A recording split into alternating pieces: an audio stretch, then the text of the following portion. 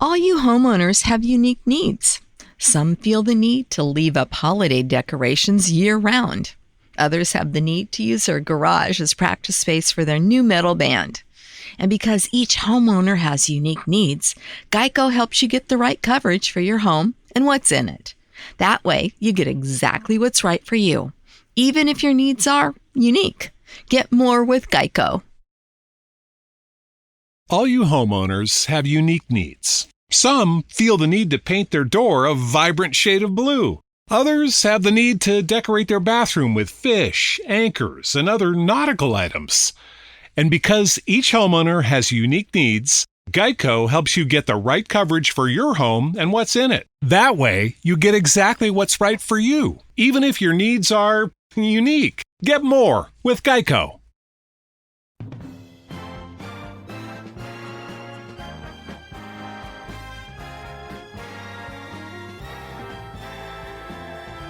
Now, the greatest radio shows of all time. Suspense. The Shadow Node. Washington calling David Harding, counter-spy. Classic radio theater. The Great Gildersleeve. Fibber McGee and Molly. Dragnet. Gunsmoke. The Lone Ranger. Now, step back into a time machine with your host, Wyatt Cox. Good evening, friends of the Inner Sanctum. Drama on this Sunday with episodes from Sunday 67 years ago, March 30th, 1958. Luke Slaughter of Tombstone will follow that up with Frontier Gentleman. Also an episode of yours truly, Johnny Dollar, from that date 67 years ago. And we'll have an episode of Lights Out from 87 years ago. And an episode of Lum and Abner that in and of itself is dramatic. That's all coming up on this Sunday, 30th day of March, 89th day of the year, 276 days left in 2025. And by the way, I lied about the shows we're going to have on tomorrow. I'll tell you why about that in a few minutes. Florida Territory was created in the U.S. on this date in 1822. Anesthesia used for the first time in an operation by Dr. Crawford Long. Hyman Lipman patented a pencil with an attached eraser in 1858. And in 1867, Alaska purchased for about 2 cents an acre by William Seward, the Secretary of State at the time. Media would call the event Seward's Folly. And that $7.2 million purchase in 1867 would be over $154 million today. I think that's a little low, but we'll take it, don't you know? In 1910, Mississippi legislature founded the University of Southern Mississippi. The King and I premiered on Broadway on this date in 1951. Oh, good morning, Your Majesty. You think you teach King lesson, but this is one lesson you do not be paid for teaching. In future, you will stop instructing wives and children in silly English song, Home Sweet House, in order to remind me of breaking promises I never make, etc., etc., etc. Back in 1950, theatrical attorney Fanny Holtzman, looking for a part for her client, veteran leading lady Gertrude Lawrence, Holtzman realized that the book would provide an ideal vehicle and contacted Rodgers and Hammerstein, initially reluctant but agreed to write the musical. The pair initially sought Rex Harrison to play the supporting part of the King, a role he had played in the 1946 film made from Lander's book. He was unavailable. They settled on the young actor and TV director Yul Brynner. Musical and immediate hit, winning Tony Awards for Best Musical and Best Actress and Best Featured Actor for Yul Brynner and for Gertrude Lawrence. Lawrence died unexpectedly of cancer a year and a half after the opening, and the role of Anna, played by several actresses during the remainder of the Broadway run. A hit West End London run and U.S. national tour followed, together with the 1956 film for which Brynner won the Academy Award for Best Actor. And the musical recorded several times. Brynner became linked with the role, but very few people know that it was not written for him and that he was not the first choice to play the King of Siam. It was not him. Gertrude Lawrence has faded into oblivion, but Yul Brynner still remembered for The King and I to this date. It was on this date back in 1964. Merv Griffin's game show Jeopardy made its debut on television. You remember who the first host was? Long before the show became inextricably linked to Alex Trebek, the initial host on the show was somebody whom we have quite an affinity to, Art Fleming, who not only was the first host of Jeopardy, but he was also a host of the old-time radio show When Radio Was. Art Fleming, premiering Merv Griffin's show Jeopardy on this date in 1964.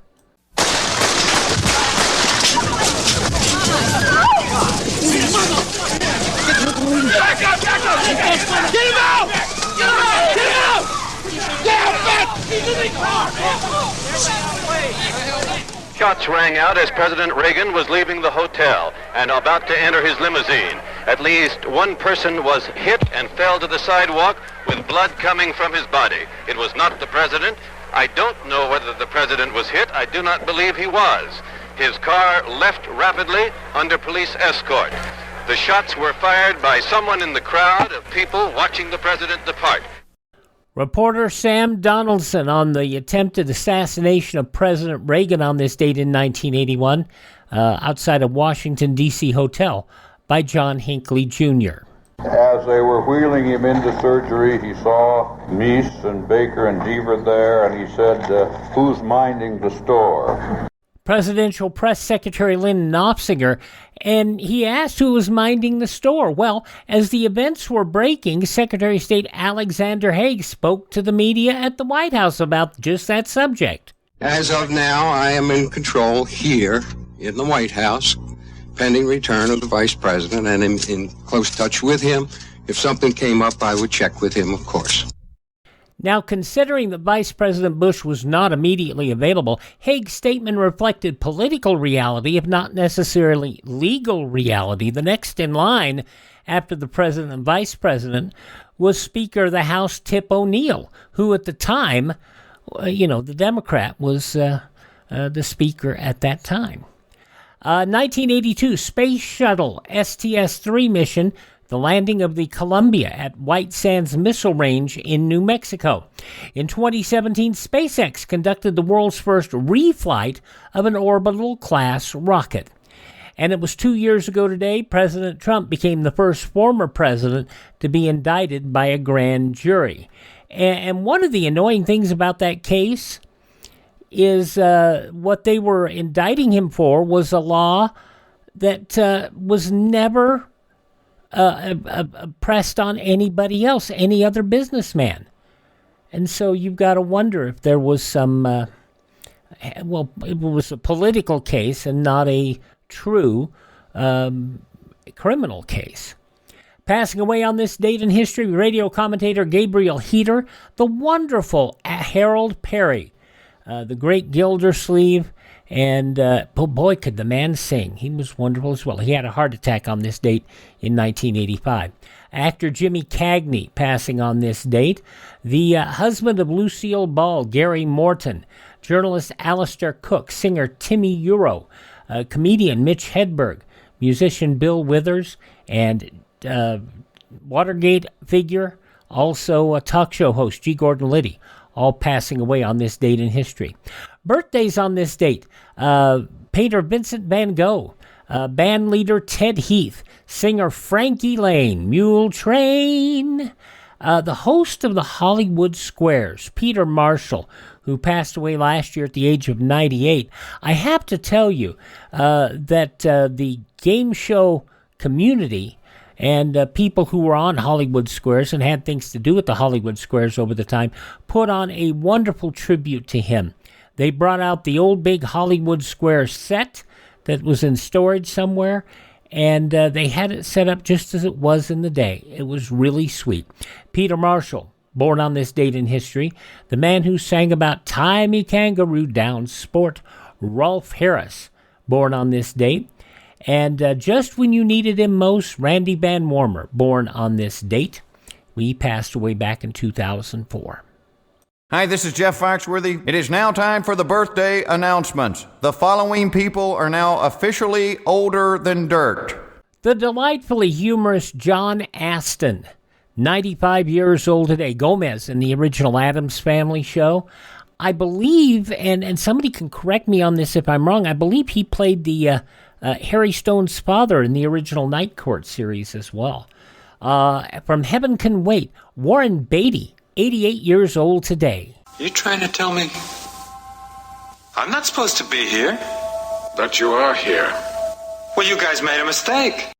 He won an Academy Award for his role in Heaven Can Wait. Warren Beatty, 88 years old today. Guitarist, singer Eric Clapton, 80 years old today. From My Two Dads and Mad About You, Paul Reiser, 69. He did a delightfully hilarious set for the folks over at Dry Bar Comedy over in Salt Lake City. Delightful. Rapper MC Hammer, 63. Singer Tracy Chapman, 61 today. From Beverly Hills 90210, the original, Ian Ziering is 61. Piers Morgan is 60 today. From Baywatch, Donna D'Erco is 57. Celine Dion, we pray for her. She has had some medical issues. 57 years old today. Also turning 57, the very, very funny Tim Hawkins.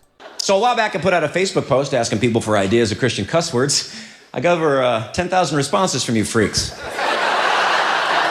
Now, none of these is for me. You can't put it on me. Over 10,000 from you bozos.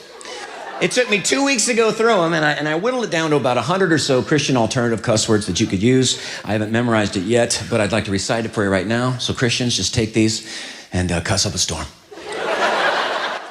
Listen up. Here we go. Shucks, rats, gadzooks, shizzle, toot.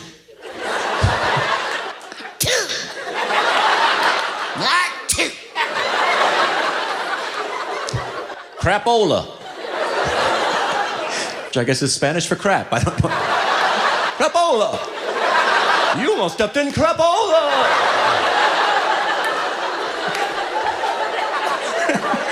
Or it's the worst crayon color ever. Hey, who's got the crapola over here? Trying to draw a tree trunk. I need to stop taking my crapola. Who else would be concerned about Christian cuss words but Tim Hawkins, 57 years old today.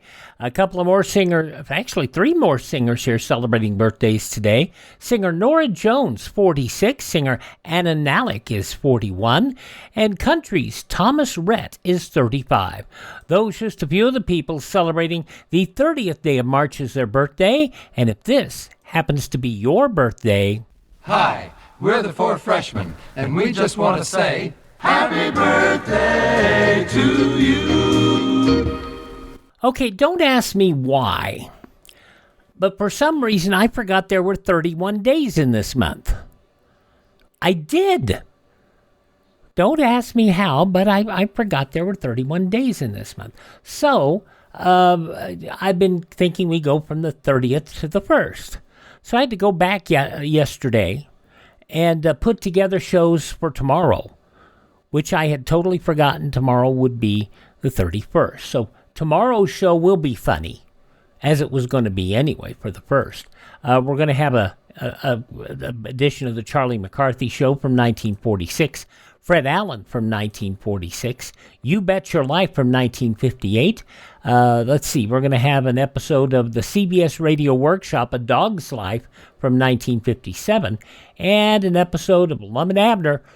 And all I'm going to say is it follows up on today's show. That's all I'm going to say about it because I don't want to spoil the show for you. That's coming up tomorrow. Coming up next, though, Sam Buffington and the sad story of this man, Luke Slaughter of Tombstone, from 67 years ago, Sunday, March 30th, 1958. That's next.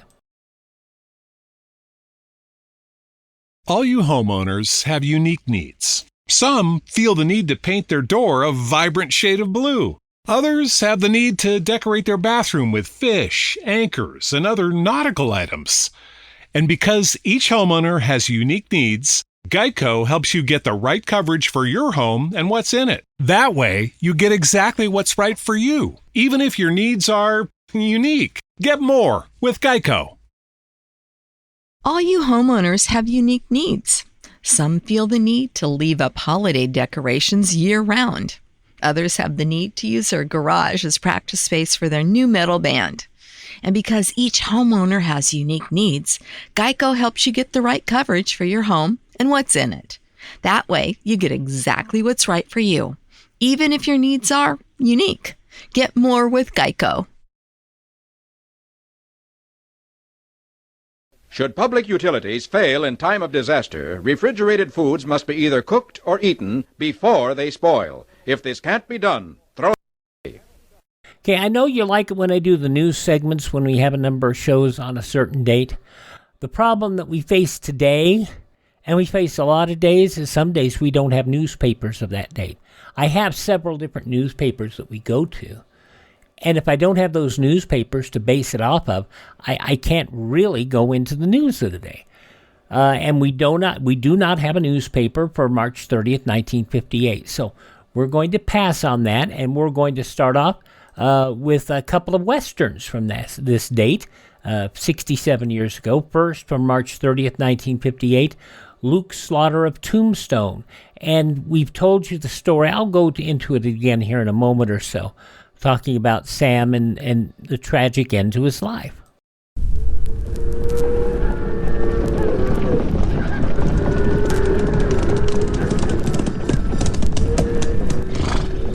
Slaughter's my name.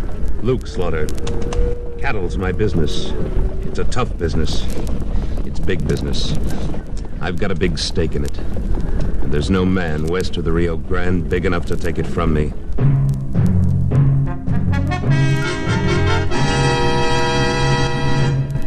Luke Slaughter of Tombstone.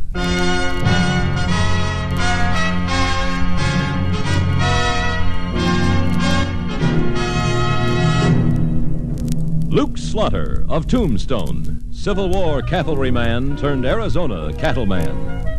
Across the territory from Yuma to Fort Defiance, from Flagstaff to the Huachucas, and below the border through Chihuahua and Sonora, his name was respected or feared, depending on which side of the law you were on.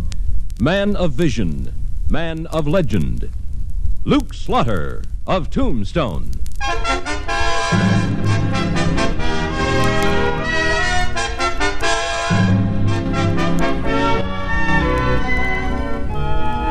The time finally came when I decided there'd be more profit in raising my own cattle than driving other men's herds up to Tombstone from Mexico and Texas. About the same time, I heard that Aaron Holcomb spread was for sale. So one day, Wichita and I rode down toward the San Pedro Valley to look it over. Well, Wichita, what do you think? Well, if you was to ask me... I am. You are. I'll be danged. Well, I think it's a pretty good proposition all around. You get a good, healthy herd of beef cattle and several hundred acres of grazing land, and Aaron Holcomb gets out like he wants to. I don't see how either one of you can lose. That's the way I look at it. Let's ride over to Aaron's and close the deal.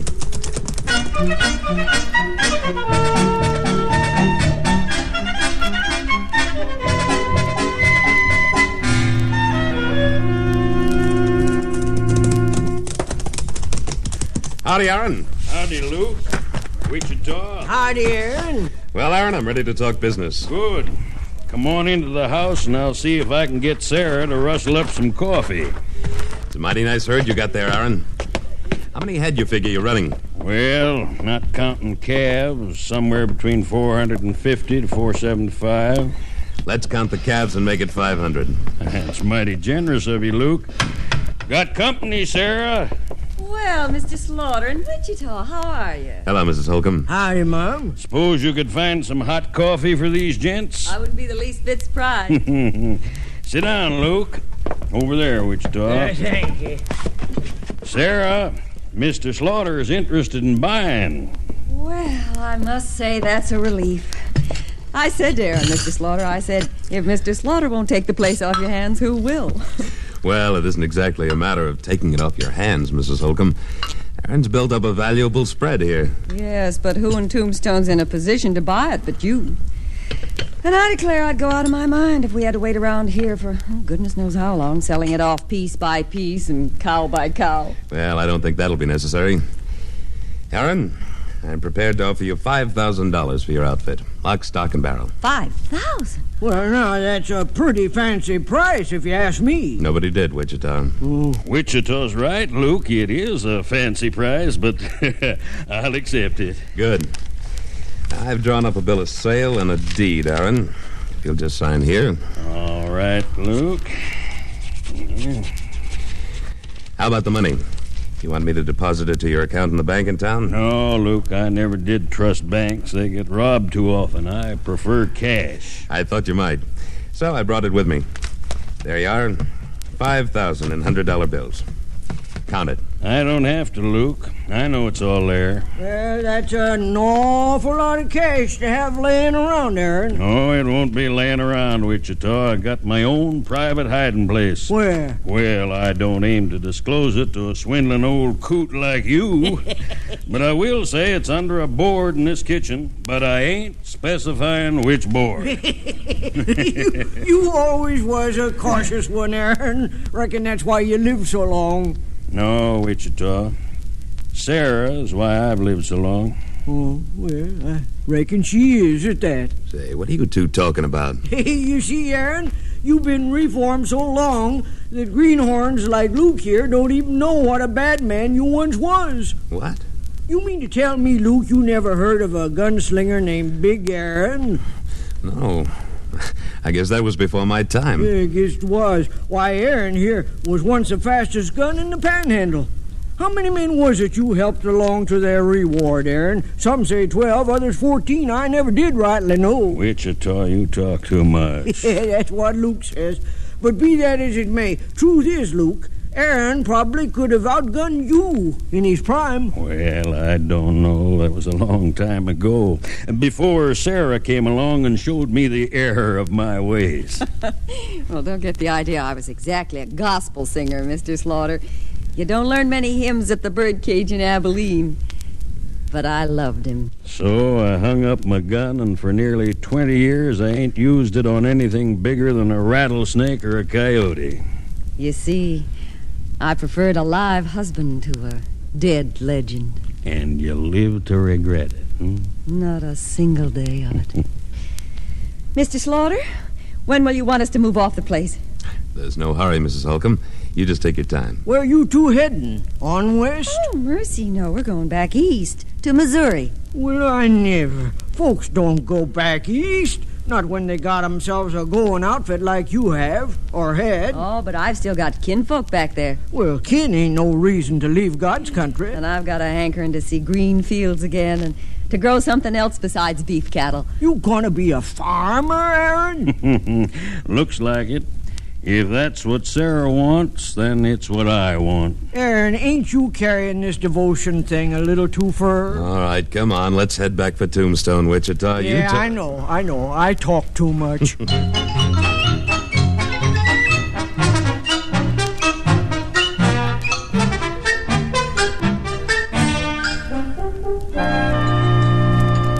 evening, Mr. Slaughter. Evening, Nellie. What's on the fire tonight?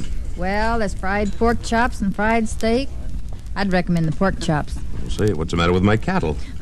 Oh, I didn't mean that, Mr. Slaughter. Evening, Luke. Evening, Nellie. Evening, Wichita. Pork chops or steak, Wichita? Don't make no difference. I'm hungrier than a woodpecker with a headache. Steak, I guess. No, I'll bring it along as soon as I get these other gentlemen's orders. Where you been? Oh, I just dropped by the epitaph office to pick up the evening paper. Well, what you know? What? Here's your name in the paper, big as life. What's it say? We understand Luke Slaughter has decided to settle in these parts. Yesterday we heard he bought Aaron Holcomb's spread down on the San Pedro River. We also understand Luke paid a very pretty penny for it. I wonder how that got in the paper. Well, I don't know, Luke. I'll bet you don't.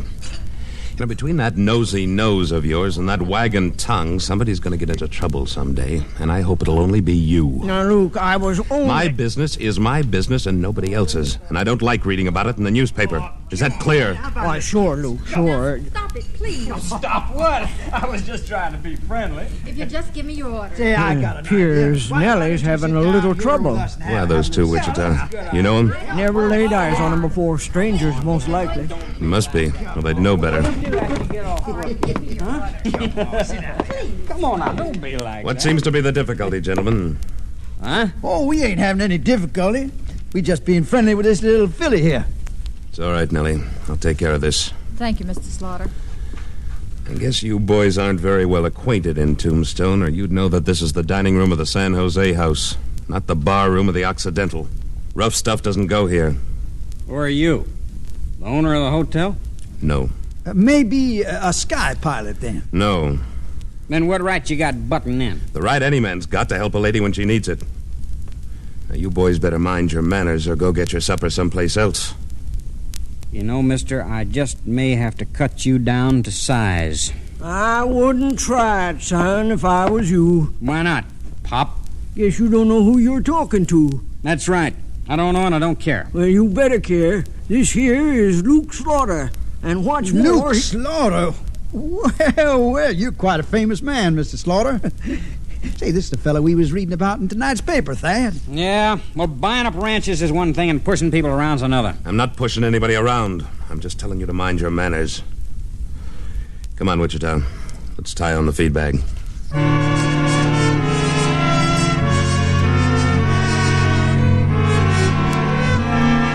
I guess I must have discouraged the two Randy Ranahans, because a couple of minutes later they left, presumably to find a dining room where it was permitted to pinch the waitresses.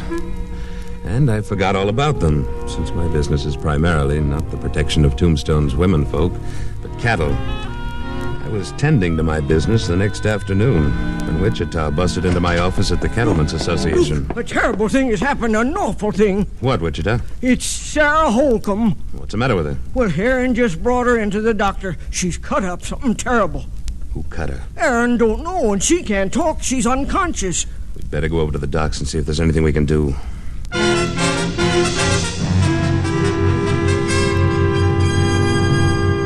Got to the doctor's office on Tough Nut Street. We found Sarah lying on a big bed in the back room.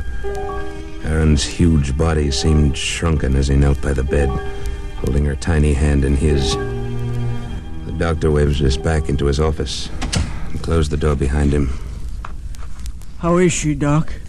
She's dying, Wichita. What happened to her? Luke, I've been doctoring out here for a long time, and I've seen people die in a lot of different ways.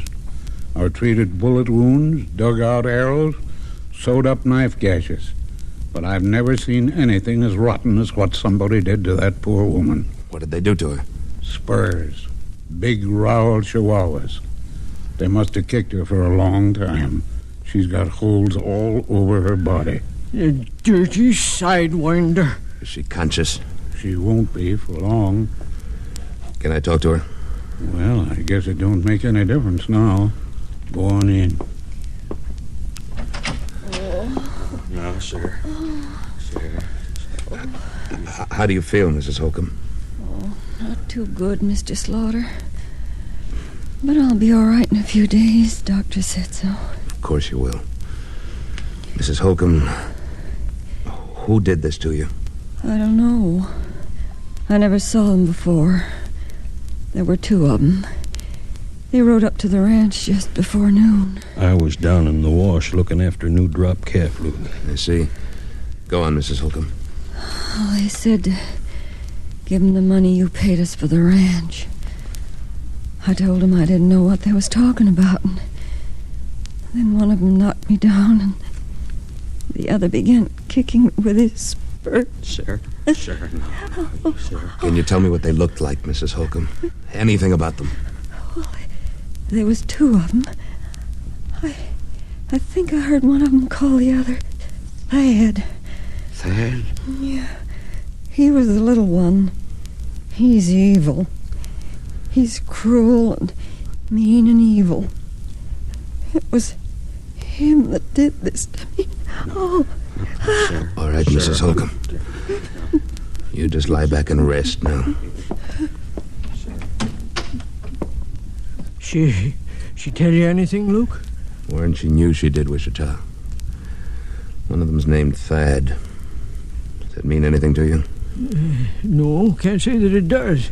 Those two cowboys in the San Jose house last night. Didn't one of them answer to the name of Thad? The little one. What? By Tophet, I think he did. And wasn't he wearing Chihuahua spurs with long rowels? Yeah, he was. Doctor, come quick!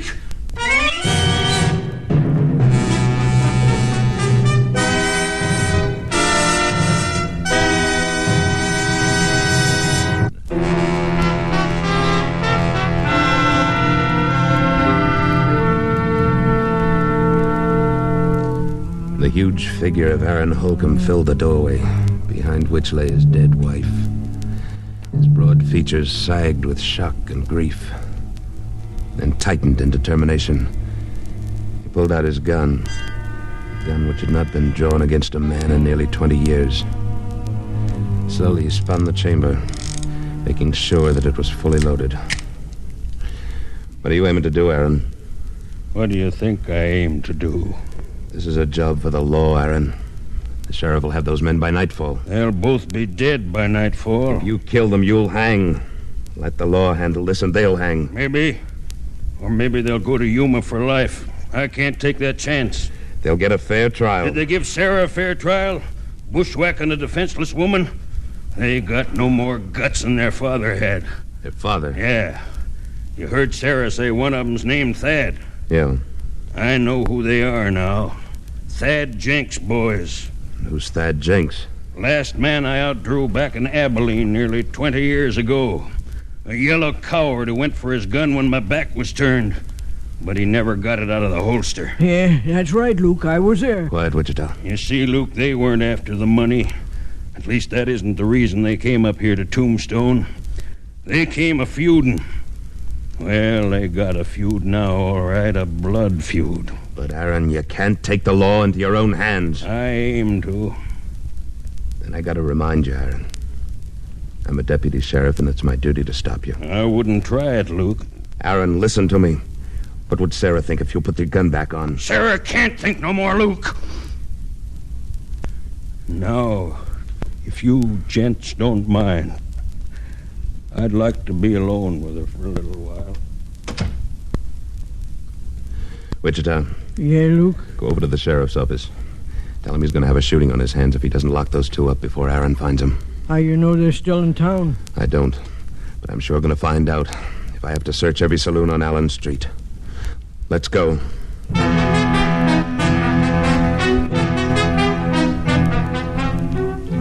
And that's just about what I did.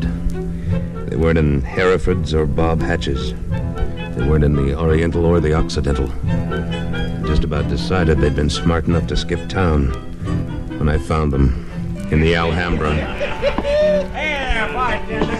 Let's have another bottle here. This one's empty. Sure, can't you see? We're dying of thirst here. Never mind, bartender. They've had their last drink for a while. Well, if it isn't Mr. Luke Slaughter. What's the idea of the gun, Mr. Slaughter? It's Deputy Sheriff Slaughter. Signifying? I'm arresting you two for the murder of Sarah Holcomb. You must be mistaken, Slaughter. We don't know no one named Sarah Holcomb. Those spurs you're wearing look mighty sharp. Well, they are. My horse has an awful tough hide. It's too bad Sarah Holcomb didn't have a tough hide when you used him on her. Now move. Nobody's moving. Unless he wants to be stopped with a bullet. Aaron, listen to me. Put your gun away, Luke. It's too late to play lawman. Aaron, I can't let... Just step to one side out of the line of fire. These boys and me are going to talk business. If you try it, I gotta defend him, Aaron. It don't matter much to me, Luke. If I have to kill you to get him, well, then I'll have to. Hey, who is this crazy old fool? We never saw him before. That's right, Sonny. But I bet you heard about me all your life. I'm the fella who killed your pappy. But I killed him in a fair gunfight, just like I'm going to kill you. Not the sneaking, snaky way you killed my wife. He's out of his mind, Slaughter. I tell you, we didn't kill his wife. He's convinced that you did, and so am I. I'm putting my pistol back in its holster, so everything will be fair and square. Now, you boys can take off your guns and try me, or you can go for them and try me, Don't make any difference. Either way, I'm going to kill you, and either way, it'll be a quicker and easier death than you gave Sarah. Look, mister, you're making a mistake. Leave us out of here. We'll get out of town and never come back. You're never leaving this town. You're staying right here, on Boot Hill. Now draw. Aaron, you go for your gun and I'll have to go for mine. You do that, Luke. But I won't be aiming at you. I couldn't draw on Aaron, and he knew it. He knew there was nothing I could do to stop his vengeance. The silence of waiting death hovered over the room. The smell of fear was there, too. Aaron stood facing the two terrified brothers, his feet wide apart, his open hand hovering an inch away from his holstered gun. For seconds that seemed like hours, they stood there. And finally, Harv Jenks went for his gun. Aaron's arm was a blur as he pumped his shots into Harv before he could get his gun out. As he fell dying, he fired once, and across Aaron's chest, a red stain slowly spread. Thad Jenks stood in frozen terror, his gun still holstered. Then he found his voice. Mr. Slaughter, for the love of God, don't let him kill me! All right, Aaron. That's enough shooting. You're right, Luke. A bullet's too good for this one with those nice, sharp spurs. Of course, I ain't wearing spurs, sonny, and I got no knife to cut you up like you did Sarah. But I got two hands. Big hands. Hands big enough to crack your bones. Big enough to choke the life out of you little by little. Arms swinging, his great hands outstretched like a huge gorilla, Aaron slowly moved across the room toward the terrified killer. Then Jenks backed away from him until he bumped into the bar. He seemed to remember his gun. Yanking it out, he poured shot after shot at Aaron, but he never stopped advancing. The gun was empty. Thad threw it away and tried to make a break for the door, but Aaron grabbing him by the throat with one hand and smashing him in the face with the other.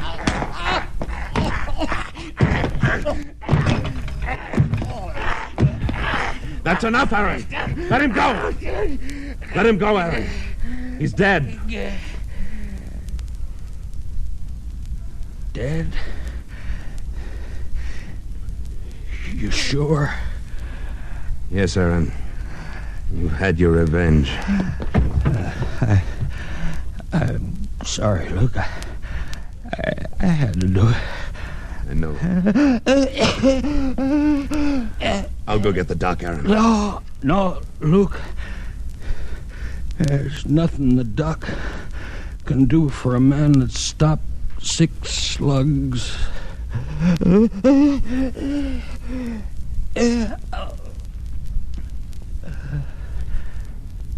Luke? Yes, Aaron. Luke, this is the only time I ever broke a promise to Sarah. I know.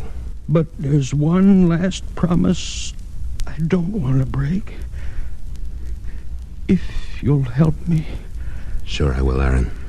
I promised Sarah we'd go back to Missouri together for the rest of our days. Luke, will you see to it that we do?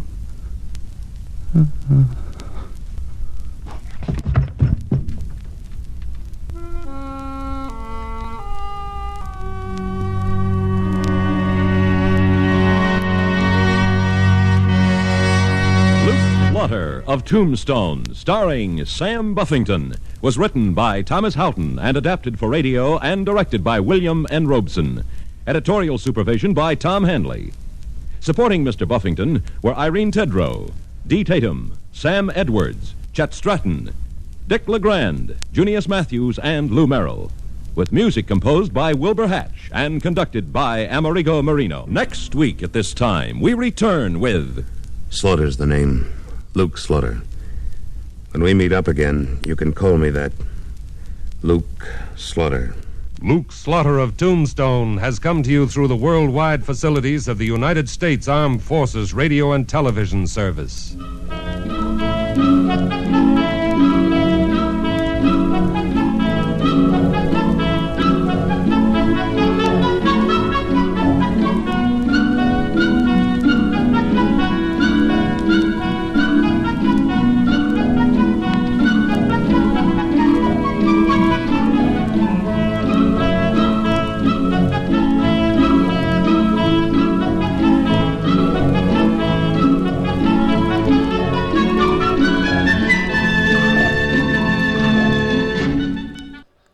Sam Buffington, a very good actor and a wonderful voice. He starred in this short-run series. He was also on the television program Whispering Smith that was starring Guy Mitchell and Audie Murphy in the series. And I have to tell you that Buffington apparently had some serious insecurities, primarily because he looked old. He was just 28, or 26 when he did this show, but he looked much, much older. And he did a number of shows, but he couldn't get leading work because of the way he looked and the age that he looked. He always got cast of very, very old shows in minor roles, character show roles. And the show was great. The show's just absolutely wonderful. Now, he did, what was it? I think he did all of these wonderful shows, Whispering Smith and others. But he, in 1960, he wrote a note to his wife, locked himself in the bathroom, sealed air passages under the door, turned on the gas. He was dead. He wrote a suicide note apologizing to his wife for not being able to support her, asked that he be cremated. Everybody was surprised. He had made over $20,000 the year before, and in 1959, that was a lot of money. He had good career prospects, and it was just very, very sad. Very, very sad. Luke Slaughter of Tombstone, as it was originally broadcast 67 years ago today, Sunday, March 30th, 1958, here on Classic Radio Theater with Wyatt Cox. That, by the way, an Armed Forces recording. And as I have said in the past, the Armed Forces recordings make sure we have got a lot of shows that we would not ordinarily have, thanks to those shows. Okay, let's roll on here with an episode of Frontier Gentlemen starring John Dehner. That's coming up next here on this Sunday Classic Radio Theater with Wyatt Cox.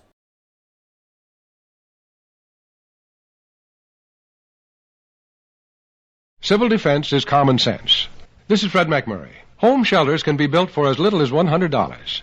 Simple plans for building inexpensive home shelters are available free from your Civil Defense office. Ask for a copy of the Family Fallout Shelter booklet.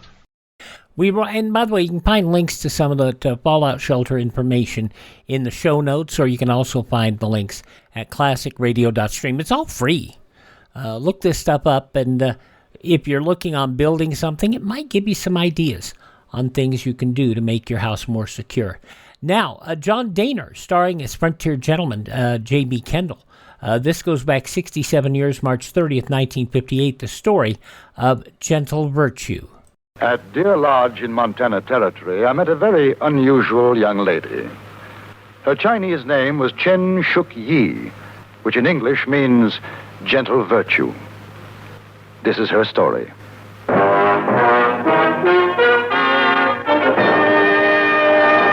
Frontier Gentlemen.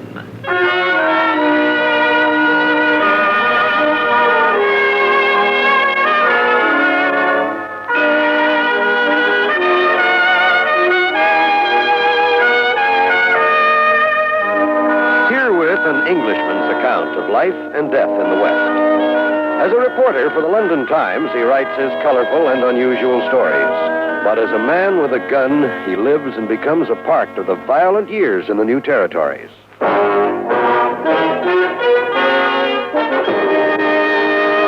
Now, starring John Dehner, this is the story of J.B. Kendall, Frontier Gentleman.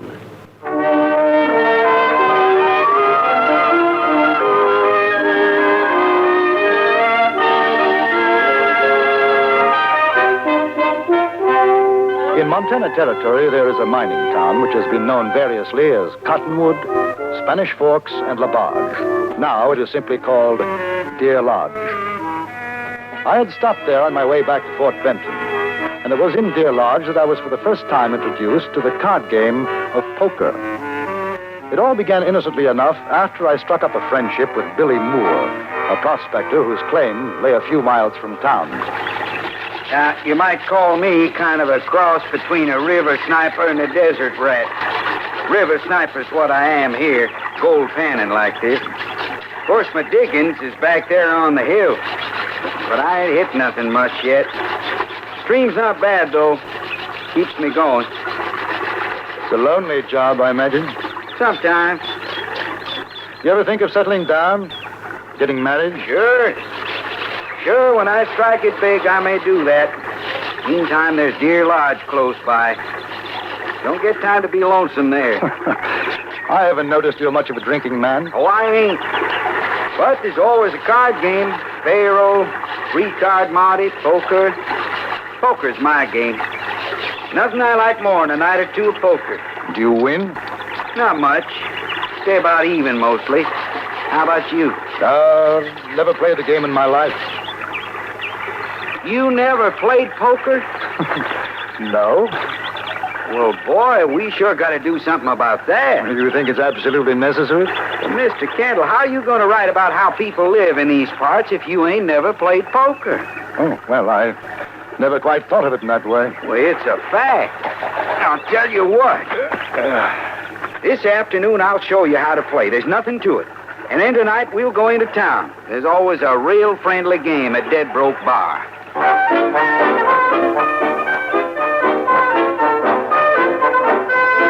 That evening, we rode back into Deer Lodge. Billy had pronounced me an able student, and that with caution, I might even add $1 or $2 to my diminishing funds. I had promised to limit myself to play with $50 and no more. When we arrived at the bar, Billy led me to a table in the back room. 2 men were there. One, a meek-looking fellow whose expression was one of constant, hurt surprise. The other was a lanky, dark-faced chap. Billy introduced us. This here's J.B. Kendall, boys. Turkey Johnson and Neil Daggers. How do you do, gentlemen? Kendall's a newspaper fella from England, writes for the London Times, out here looking this over. Give us some chips, Turkey. How's it going, Billy? Any pay dirt? Oh, about the same. I ain't complaining. What about you? I'm going to give it another week, then I'm pulling up stakes. You, Turkey? Look, you want to play or talk? Turkey ain't in the mining business right now, Kendall. Oh, I see. Trying to get a stake play in poker. The trouble is he keeps on losing. You feel lucky tonight, Turkey? And one of these days you're going to get lead poison if you don't shut your mouth. Nice friendly cuss, ain't he? Them blue chips is worth $5, Kendall. The red's 2, the white's 1. High card deals. King, Jack, 8, 4. Your deal, Kendall. Oh, yes. Roll the cards, boy. 5. 5. Oh, now, wait a minute. Something the matter? In these parts, we cut the cards, mister. He's kind of... He don't mean no harm. I'll cut him. Roll him around, kid. Never did cut me playing with a greenhorn. Sorry. Oh, just deal, mister.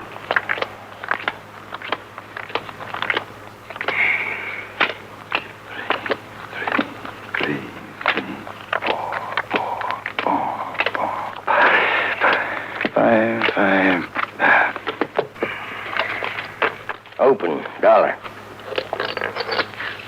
Call. Raise $1. No, thank you.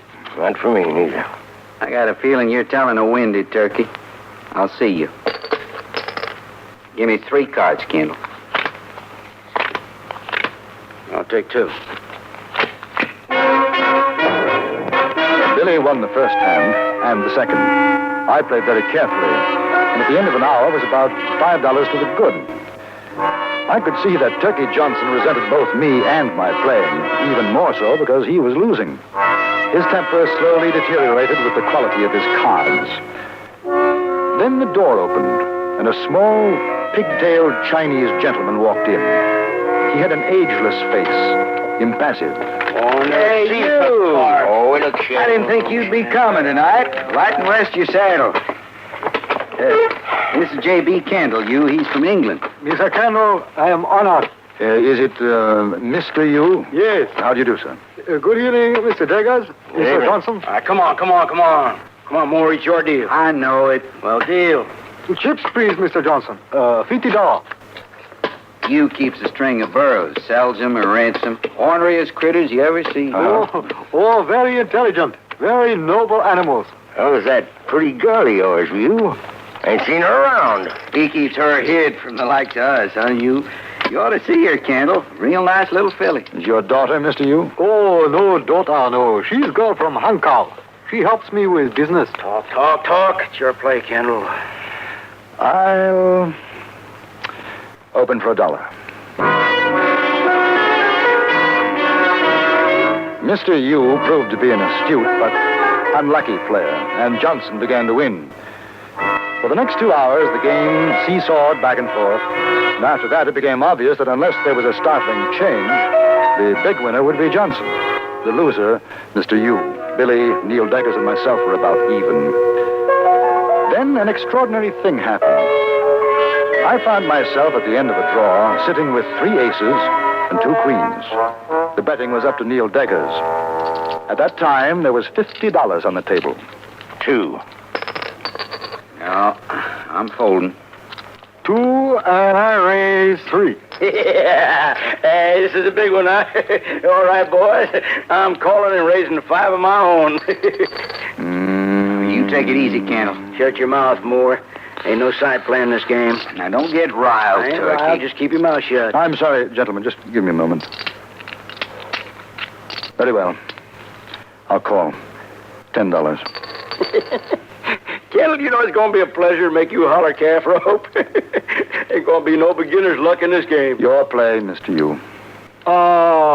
And 25. Sure am glad I'm out of this one. You're 25 and up 25. Kendall, you better get out. Son of a gun, I'm saying for the last time, Moore, you shut your mouth. Now listen, Turkey, he's a friend of mine. Mr. Johnson, he's quite right, Billy. I'd like to buy some more chips, please. 100. Well, what's your play, mister? It'll cost you 50. You better not... 50. Man, you ain't gonna have enough left to dust your fiddle.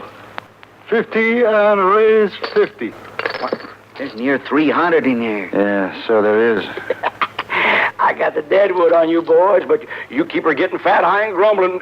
You're 50, you, and my 50. It's another 100, Kendall. Yes. I see. All right. I call.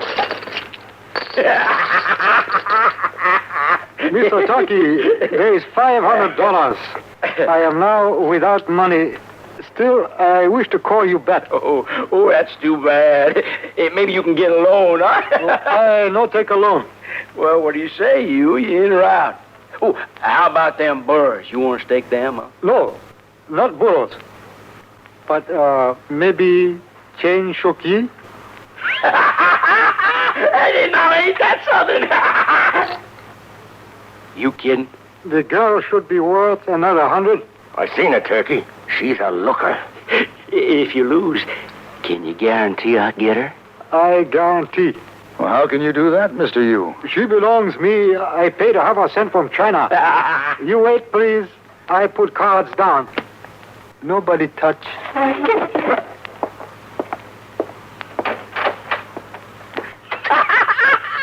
What you got, Turkey? Head's gonna make all you happy as a duck in Arizona. What's the matter, Kendall? This game too rich for you, huh? No, not at all. I find it very interesting. Well, boys, my luck has turned. Yeah, I'm going to get me a grub steak with the winnings and have me a real nice score to take care of grub slinging and like. Say, how about me and you going partners? Yeah, might do that, Diggers. Yeah, might at that.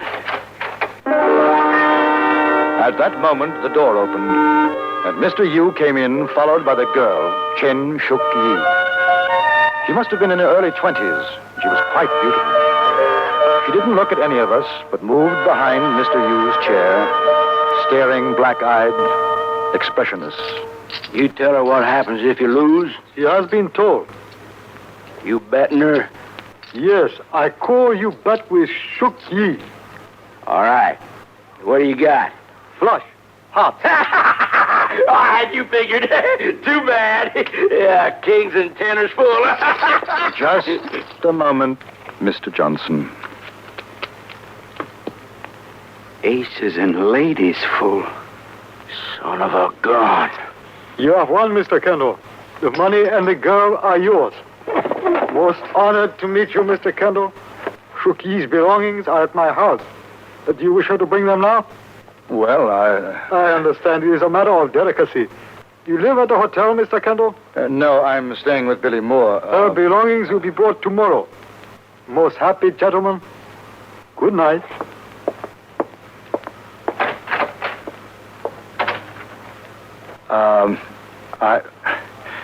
I'll cash these in if you don't mind, Mr. Johnson. $565. That was pretty smart, Moore. Pulling in a grifter to clean us out. Oh, now, just a minute, Turkey.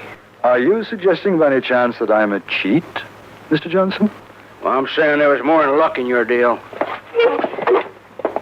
You're saying I cheated? Here's your money. Come on, Deggers. Never thought I'd see it.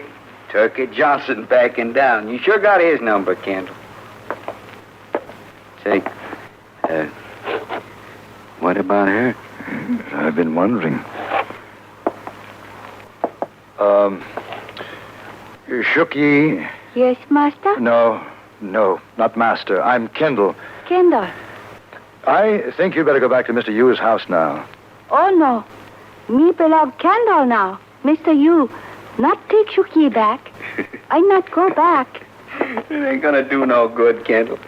He wouldn't have her back. Old Yu's got a lot of pride. He lost her fair and square. She's yours. But I can't. What the devil am I going to do with her? Well, now. A good cook. Men clothes. Very good. You're good enough for me, girl. Billy, we'll have to put her up in your shack until I can think of what to do with her. Well, that's fine with me, Kendall. That's just fine. You and I will sleep outside. Well, now, hold on, boy. I don't mind giving up my bunk. I can sleep on the floor, but there ain't no sense in freezing to death and maybe getting the rheumatics or the heaves. Well, perhaps she could stay at the hotel. I get her a room. There ain't room for a skinny tick in there this time of night. All right, then it's got to be your place. Come on.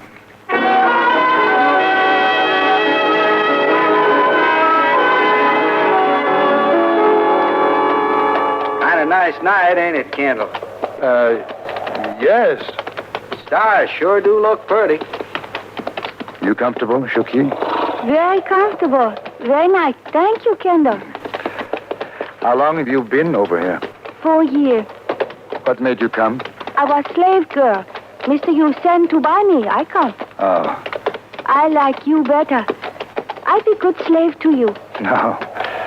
A slave is not a good thing, Shookie. No one should be slave. In this country, no slaves. You understand? No. If I no slave, what I do? Well, what did you do in China? Slave. Very rich gentleman. Lots of slave. But he get dry gulch by other rich gentlemen. Then I his slave. Then second rich gentleman sell me to Mr. Yu. He sell many slaves come to America. Now I you slave. No, I don't want a slave. Then why you buy me? I didn't. I won you in the poker game. If you lost, you would have paid money? Yes.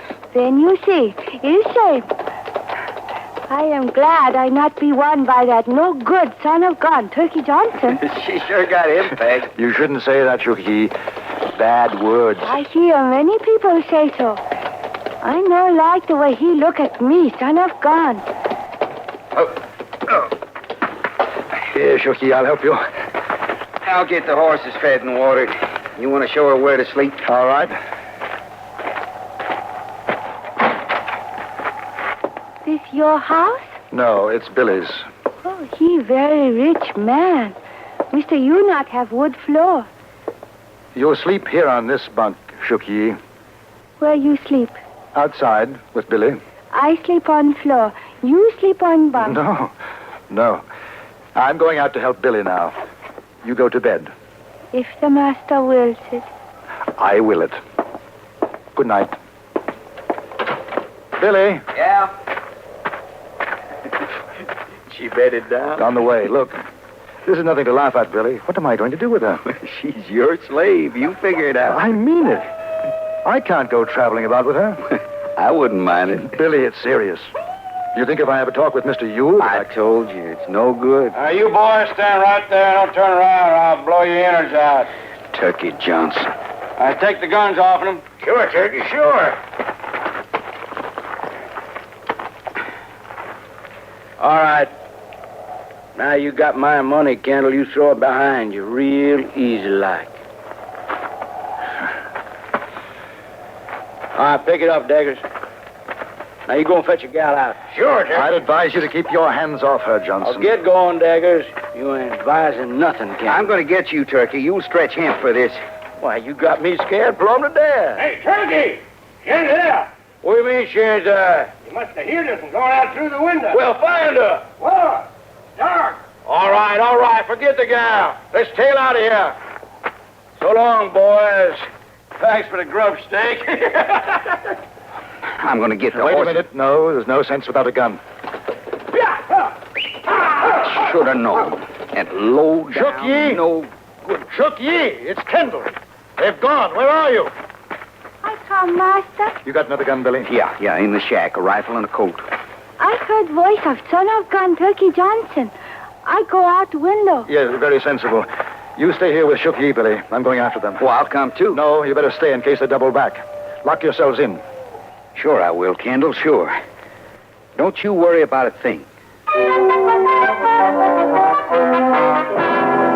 I left Billy the rifle, took the coat, and rode after Johnson and Deckers. I hoped they'd make for Deer Lodge, which is exactly what they did do. I found them in the least likely, but I suppose most likely place for a man like Johnson, the Dead Broke Bar. They were celebrating, standing drinks to everybody in the place.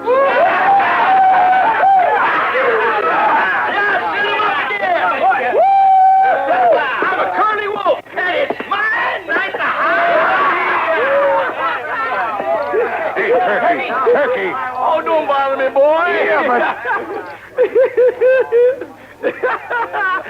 Turn around, Mr. Johnson. Well, if it ain't Lord Kendall. What do you say, Your Honor? All right, come on, have a drink. Not with my own money, thanks. Hand it over like a good fellow. Are you loco, mister? Your money? I cleaned you out. Ain't that right, Decker? Sure. Dead right, Turkey.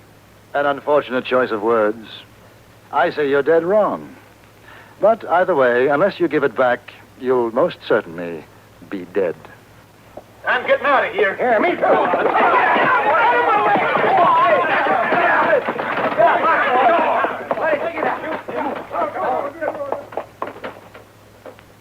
You want to draw first? No shooting in the bar, boys. You take it outside. Well, you want to... Draw first? I have. Hey, I was only kidding. I'm not. Throw your gun belt on the bar. You too, Deckers. Now, Johnson, I have taken a great dislike to your face. Hold this for me, will you, barkeep? Get him, Deckers! Get up! Hit it!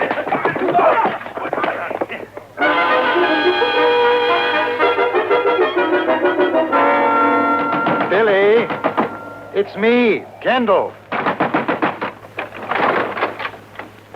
Here's your guns. Oh. Hello, Shooky. Hello. Well, what's the matter? Kendall, I hope you don't take this wrong, but I'd kind of like to buy Shook Ye from you. What? You see, me and her, we had a little talk while you was gone, and she takes to me, sort of, and I thought maybe if I married her... He's a strange man, Kendall. You sell me to him.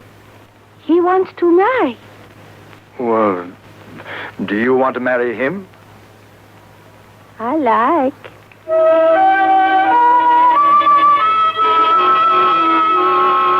next morning I was best man at their wedding, and Mr. Yu gave Shook Yi away.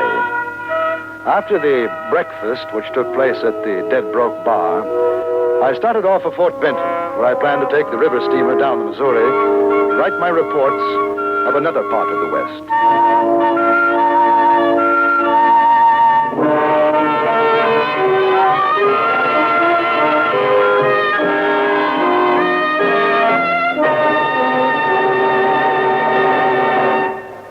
Frontier Gentleman was written, produced, and directed by Anthony Ellis and stars John Dehner as J.B. Kendall.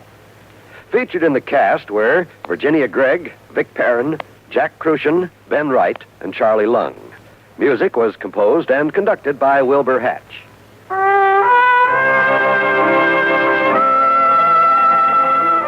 Be sure to be with us again next week at this time for another chapter from the Journal of J.B. Kendall, Frontier Gentleman.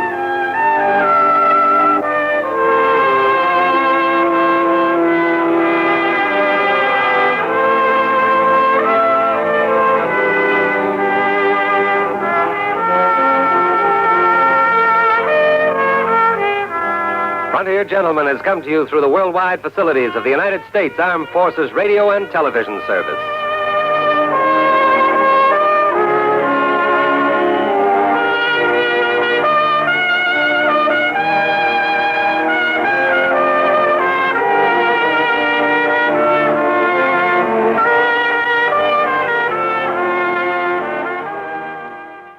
Interesting to note in this program that Virginia Gregg and Ben Wright were in this episode playing Chinese dialect parts.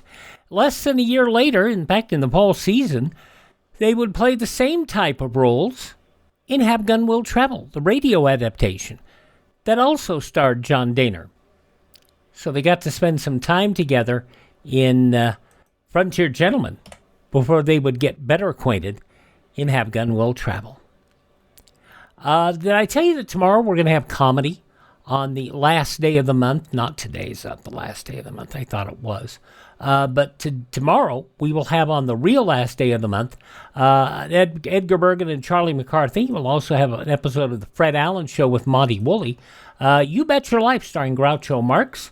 An episode of the CBS Radio Workshop, A Dog's Life.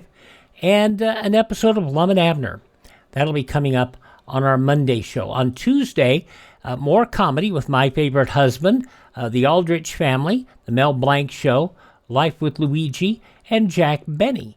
And that it's a segment of the 1934 program that Jack did. We only have a fragment of it, and I thought, well, we'll put that in. And then on Wednesday, we will have, Fibber McGee and Molly, The Great Gildersleeve, another episode of Charlie McCarthy with Orson Welles and Jane Powell, and George and Gracie, along with more Lum and Abner. And then on Thursday, Screen Directors Playhouse production of Ghost Breakers, Joan Davis, and then a couple of westerns, Gunsmoke and Have Gun Will Travel. And what are we going to put that up? Yeah, more Lum and Abner. And then on Friday's show, we will have detective drama with Richard Diamond, Private Detective. We will also have another episode of Murder at Midnight, The Mysterious Traveler, a program called I Want a Divorce, and an episode of Guest Star starring Perry Como. And then we'll start the weekend with an episode of Suspense, Murder in G-Flat, starring Jack Benny, the science fiction program Beyond Tomorrow, and then we'll have an episode of You Bet Your Life and Fibber and Molly from 1937, and Vic and Sade. And then Sunday, Jack Benny and The Life of Riley, Meet Corliss Archer, Bob Hope, and Lum and Abner. So we got a lot coming up here this next week. Join us every day, and you can catch up on demand at classicradio.stream.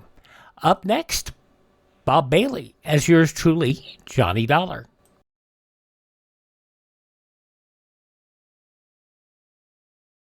If you go to a home fallout shelter, stay there during the immediate emergency, unless you hear an explosion that breaks windows. If you do, check to make sure nothing in your home is burning, and there are no other fires close to your home that might endanger you.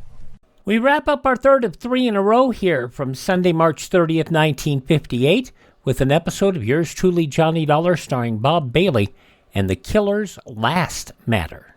From Hollywood, it's time now for...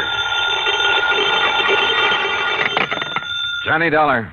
Pat Cummings, Inter-Allied Life. Hi, Pat. What's new with you? Johnny, ever hear of Everett Benton? No, I'm afraid not. Investment firm down in New York. Real estate, oil, mining, this and that. What about him? We're carrying a $100,000 life policy on him. So? So last night he fell out of a 14-story window. Oh, that's too bad. Accident, Pat, or was it suicide? Maybe neither. I think he got pushed. I'll be right over.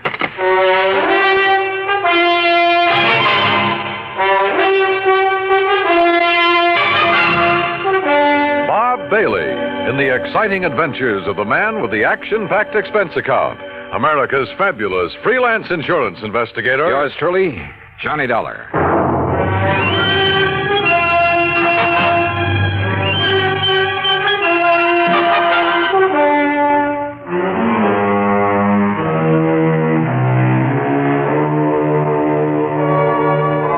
Expense account submitted by Special Investigator Johnny Dollar to the Inter-Allied Life Insurance Company, Hartford, Connecticut.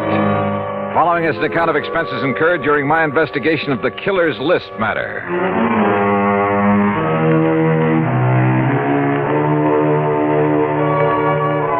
Expense account item 1, $1.20 for a taxi from my apartment to the offices of Inter-Allied. Pat Cummings looked worried and got straight to the point. I don't know, Johnny. Maybe Benton wasn't pushed out that window. But there's something about this deal that just doesn't smell right to me. What can you tell me about this man, Benton? Everett Benton, 45 years old, doing very well in business, so far as we know. Last night about 10 o'clock, he fell or jumped or was pushed out of his office window. This policy on him, who's the beneficiary? His wife, Claire. What's she like? About 12 years younger. Redhead. I see. Yeah. Well, what do you think? I think I better have a talk with Mrs. Benton. Item 2, $14.40, transportation and incidentals to New York City. The Benton's apartment was on East 67th, very fashionable, very expensive. And Claire Benton looked right at home in her surroundings. Do you mind if I fix us a drink, Mr. Dollar? Not at all, Mrs. Benton. It's been a pretty wearing day. I imagine it has. Police, questions, reporters. Yeah. Sorry to be throwing more questions at you at a time like this. I'm used to it by now. Here's your drink. Thanks. Cheers. Yeah, cheers. You know, you certainly seem to be bearing up very well. Yes, I suppose so. Mr. Dollar, I think it would save time and embarrassment if we had a few things understood. Such as? You've heard of the ideal marriage. Well, Everett's and mine was not it. Oh. Naturally, I'm very sorry he did what he did, but... Well, we weren't exactly happy together. I take it you think he committed suicide, Mrs. Benton. Is there any doubt about that? Apparently not in your mind. None at all. If it was suicide, why did he do it? I wouldn't know. Everett hadn't confided in me for some time. We haven't been very close recently. Well, Mrs. Benton, just suppose it wasn't suicide. Everett had no enemies that I knew of. I see. About the insurance policy. Yes, about the insurance policy, Mr. Dollar. $100,000, isn't it? That's right. When you get ready to file a claim. I intend to in the morning.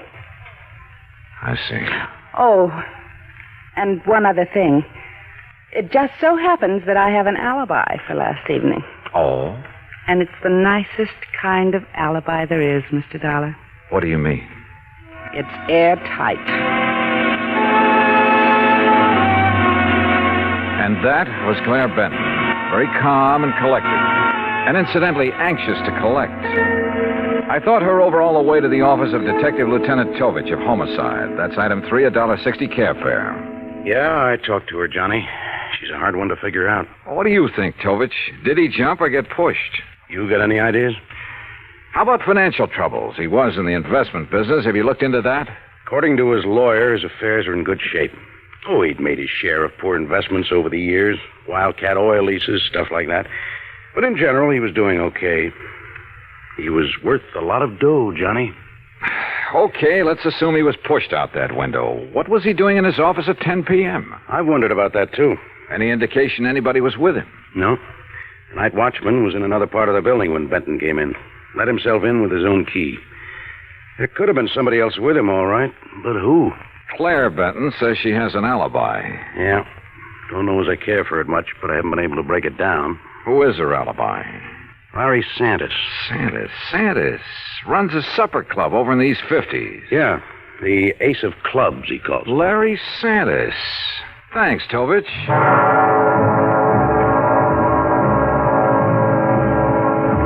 So I went calling again, but this time it was different from my visit to Claire Benton. In the first place, Santis didn't offer me a drink, and in the second place, he wasn't very friendly.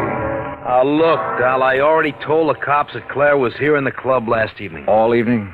Until midnight. Out in the bar? Most of the time. What difference does it make? How about the rest of the time? We were talking here in my office. Just the two of you? Just the two of us. Now, look, Dal, What it boils down to is you've each got alibis for one another, huh? That's right. Now, look, nosy boy, Claire didn't kill Benton. At the moment, I wasn't thinking so much about her. Well, wait a minute. If you're trying to pin this on me... You and Claire have been pretty friendly, Santis. She benefits to the tune of $100,000 by Benton's death. Look, Dollar, you're blowing smoke in the wrong direction. I like the arrangement the way it was. Why should I try to change it? Well, that's a good question. So just let it drop. You get me? You got nothing to worry about, Santis. If you've got nothing to hide. I don't want this kind of publicity. It's bad for my business. You know what's wrong with you, Dollar? You got nose trouble. Yeah, occupational disease. You better just get over it. Sometimes it turns out to be fatal. Act 2 of yours truly, Johnny Dollar, in a moment. Our flag now numbers 50 stars, and behind each star there stands yet another flag, one for each of the 50 states. Nevada's state flag is a solid cobalt blue. In the upper left-hand corner is a 5-pointed star enclosed by 2 sprays of sagebrush, the state's flower. Above the star in a gold scroll is the phrase Battle-Born, which refers to the state's entry into the Union in the midst of the Civil War. Nevada's state flag, the flag of the 36th state to enter the Union, was adopted on March 26, 1929. And now, Act 2 of yours truly, Johnny Dollar, and the Killer's List Matter.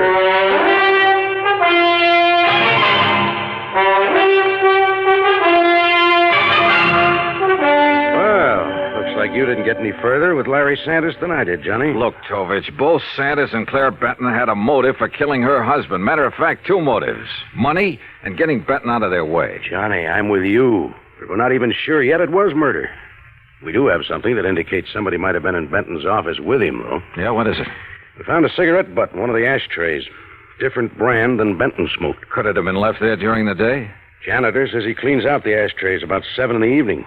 Of course, he could have overlooked one, so I don't know whether it means anything or not. Oh, excuse me. Yeah. Homicide, Tovich. Oh? Where? Okay, I'll be right over. Johnny, looks like we've got ourselves a little epidemic. What do you mean?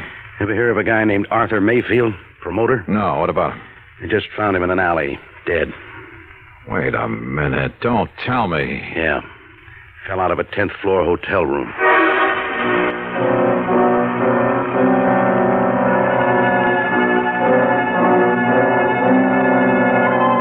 Lieutenant Tovich and I went over to the West Side Hotel where Mayfield's body had been discovered. There was nothing in his room to indicate anyone had been there with him. As a matter of fact, there was nothing couriered. Item 4, $1.80 cab fare to Claire Benton's apartment. Mr. Dollar, I really don't see the point of this. I've told you twice that I did not know this Arthur Mayfield. Did you ever hear your husband mention his name? I've never heard the name until now. From you. Mrs. Benton, mind telling me where you were last night around midnight? I take it that's when Mayfield died. Approximately. I suppose you have an alibi. You suppose correctly. You know something? I wouldn't be at all surprised if you were about to tell me you were with Larry Santis again. You know something, Mr. Dollar? That's exactly where I was last night. I know, Tovich. I know it could be just a coincidence that 2 guys fall or jump or get shoved out of windows within 24 hours. But I got a hunch there's some kind of connection between them. Could be, Johnny, but so far we haven't been able to find it. Well, how about their past? The armed forces, maybe. I've already checked that out. The answer's no. Could they have been involved in any sort of business deal? I asked Benton's attorney about that.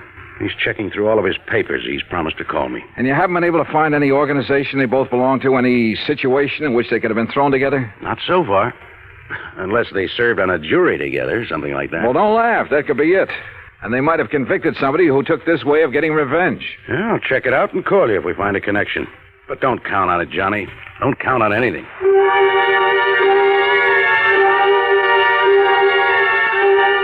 I went back to my hotel room and stretched out on the bed while I rehashed the whole deal in my mind.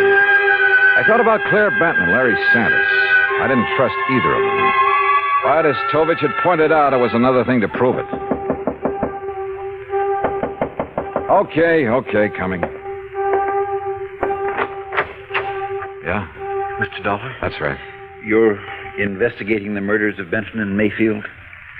Well, I don't think they've been officially described as murders. No, but they are, Mr. Dollar. I'm certain of it. Who are you? My name is Alvin Whiting. I have some information that may be of value to you. May I come in? Come in. Thank you. If you don't mind, I'd like to look out the window a minute. You're being followed? I don't know, but it wouldn't surprise me. What is this information you have, Mr. Whiting? A couple of years ago, 3 men got together and bought an oil lease from a man named Tom Nolan. Did you ever hear of it? No. Well, he's a very eccentric man, hot-tempered, violent. He needed the money badly, so he sold the lease, which then was little better than worthless. Benton and Mayfield were in that deal together. I see. But I still don't understand what that has to do with their murders. I'm convinced their killer is Tom Nolan, getting revenge on them in his own warped way. Revenge? For buying a worthless oil lease from him? Last week, oil was discovered on that property, a lot of it. The property is now worth millions. Ah. I think that Nolan, with his twisted way of looking at things, probably feels that he was cheated out of that property. You're suggesting that this Nolan isn't quite all there, huh? Exactly. That's exactly what I mean. What's your connection with all this, Mr. Whiting? I'll tell you what my connection is, Mr. Dollar. I was in on the deal with Benton and Mayfield. I was the third man. Ah. So, you see, if my suspicions are correct, if Nolan is the killer, then I'm the next man on his list.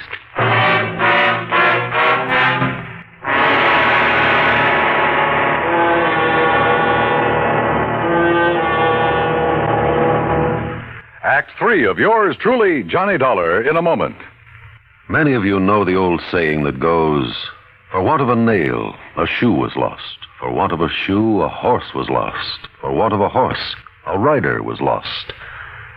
We don't use horse cavalry units anymore in military skirmishes, but the saying means that a regiment, a battle, and a war can be lost if one little thing goes wrong, if one man forgets his code of conduct and doesn't do his job.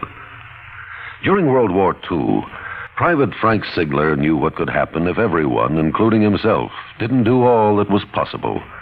In March 1945, while serving with the 5th Marine Division in the assault on Iwo Jima, when his squad leader became a casualty, Private Sigler took command and led his men on a furious charge on a gun installation that had held up the advancement of his company for days.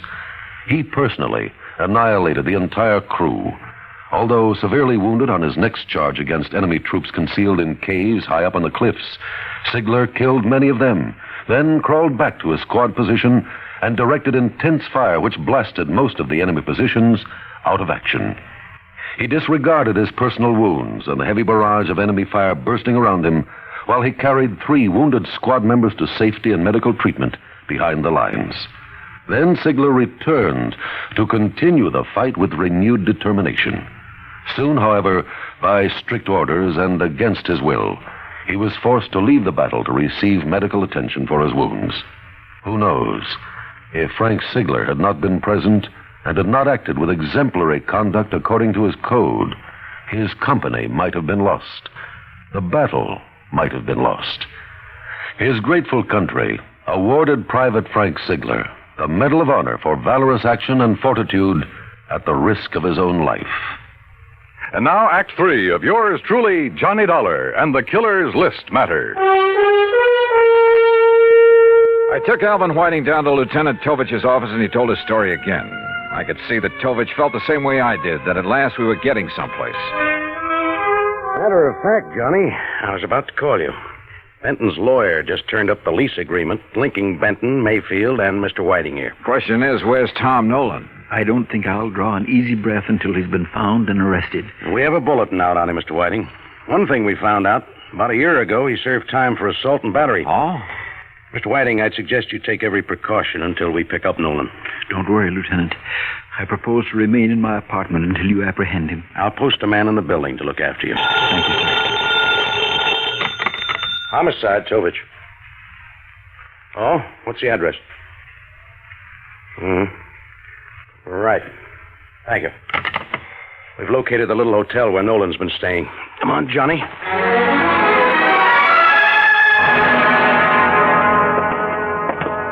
That's Mr. Nolan's room at the end of the hall, Lieutenant. Okay, clerk. Is he in? I don't know. I really haven't seen him since he rented the room from me. How long ago was that? Oh, about a week ago, Mr. Dollar. If he's gone out since then, it must have been at night when I was off duty. Here we are. Now, try your pass key, quietly. Right.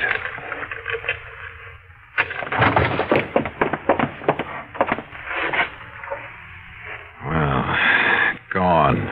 Bag and baggage. Yeah. Room's been used recently, though. Hey, in this ashtray, cigarette butt. Same brand we found in Benton's office. Doesn't prove anything, but it might tie in. Yeah, Tom Nolan could be our boy, but where is he? You say he rented the room from you, clerk. What did he look like? Oh, middle-aged, as I remember. Bushy hair, sort of a wild look to him. Fits the general description Alvin Whiting furnished us. And the mugshot I pulled out of the files. Well, all we can do now is rig a stake out for him here, and then wait. Lieutenant Tovich posted a couple of men in Nolan's room, and we went back to headquarters. While he was getting out another bulletin, I went through Nolan's record. Assault and battery, resisting arrest. There was no doubt he was a violent sort of guy. And with the indication Whiting had given us that Nolan was a little unbalanced, the weird revenge motive might fit. Then something in the records caught my eye. I went back to the office of Larry Santis at a supper club. Oh, look, Dal, I told you the last time you were here. Now, I got a few things to tell you, Santis.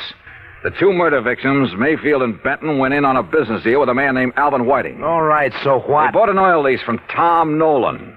All of a sudden last week, that lease got real valuable. Alvin Whiting figures that Nolan's the killer. Says he's not all there, and he was trying to get his own strange kind of revenge. Look, Dollar, what's all this got to do with me? That's what I want you to tell me. Look, I don't know anything about any of them. Last year, Nolan was arrested for assault and battery. According to the police records, the man who put up bail for him was you. Okay, so I put up bail for him. Look, Tom Nolan's my uncle, Dollar. Sure, he's offbeat, but he's harmless. Assault and battery? Harmless? So he beat up a guy. That doesn't mean he'd kill anybody. How'd he get mixed up with Benton, Mayfield, and Whiting? Well, he was broke. I asked Benton's wife to get her husband and the others interested in buying Tom's lease to get him some dough. I didn't know the lease would turn out to be valuable. After Nolan got out of jail, he left town, moved to Coopersville. That's upstate. Yeah? Well, he's had a room right here in the city for the last week.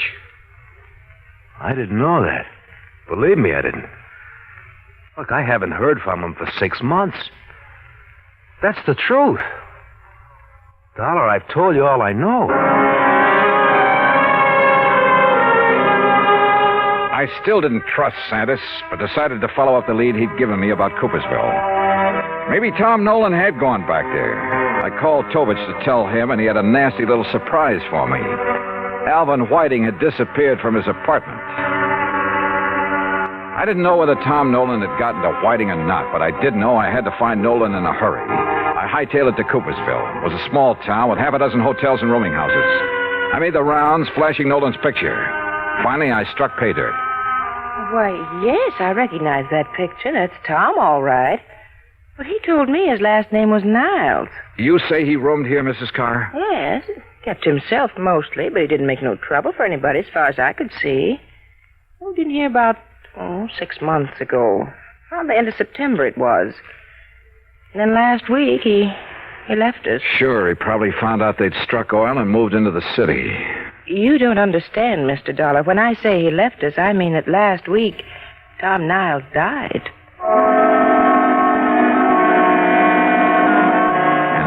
was.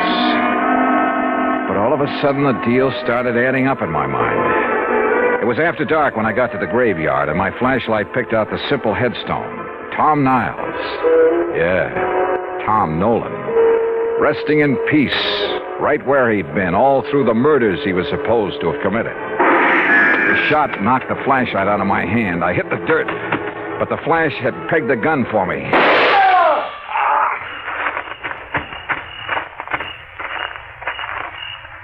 Well, Alvin Whiting.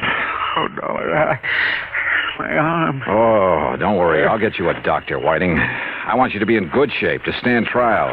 How'd you work it? Hire some drifter to rent that room back in New York under Nolan's name? Some character you picked up in the park? No, they've got to understand. I had to have the money. I was in debt. I was desperate. You almost got the money, too, didn't you? Yeah, it almost worked. You rigged the story that Nolan was the killer, that you were on his list of victims. That way you end up in sole possession of the oil lease. If I'd only known he was... Yeah. Never try to frame a guy who's already dead.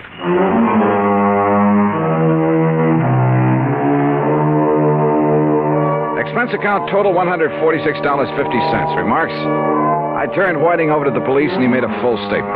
Yeah, his motive was money. He was in the hole, gambling debts and bills, high cost of living, you might say. But I guess he knows now it's still a real bargain compared to the high cost of dying. Yours truly, Johnny Dollar.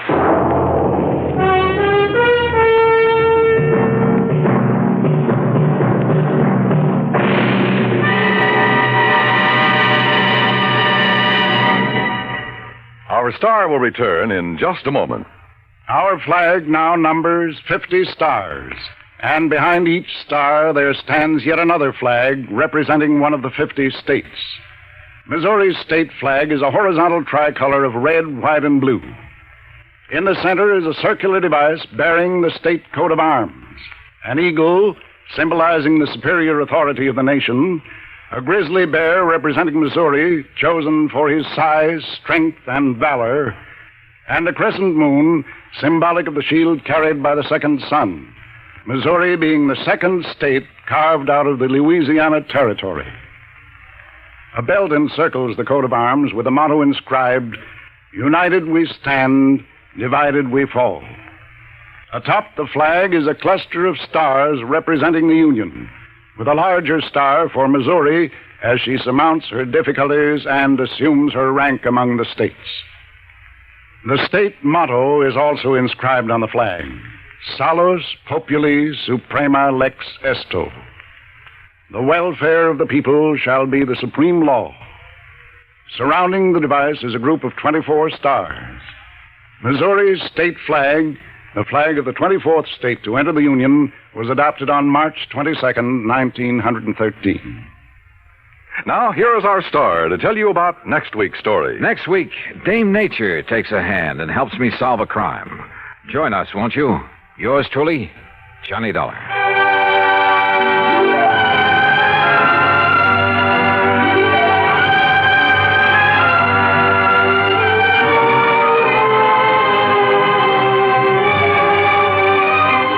Truly, Johnny Dollar, starring Bob Bailey, originates in Hollywood and is produced and directed by Jack Johnstone. Today's story was written by Robert Wright. Heard in our cast were Virginia Gregg, Lillian Bayef, Jack Edwards, Jack Moyles, Tony Barrett, Parley Bear, and Carlton G. Young. Be sure to join us next week, same time and station, for another exciting story of yours truly, Johnny Dollar. This is Dan Cubberly speaking.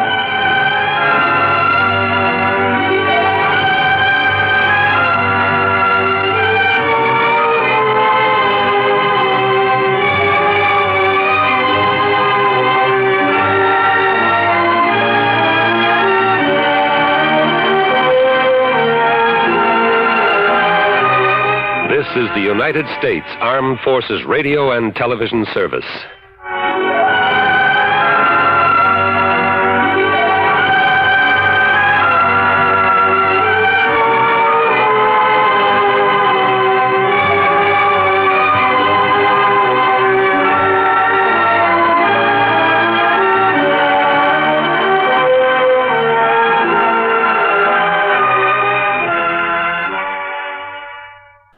Forces Network recording of yours truly, Johnny Dollar, going back 67 years, March 30th, 1958, here on Classic Radio Theater with Wyatt Cox. I have not mentioned our friend Ted in a while. He is over at radiomemories.com. I know a lot of you will go and download shows off various websites. Can I suggest you contact Ted? Because Ted takes a lot of these programs that are marginal, tweaks them up, and makes them sound exceptional.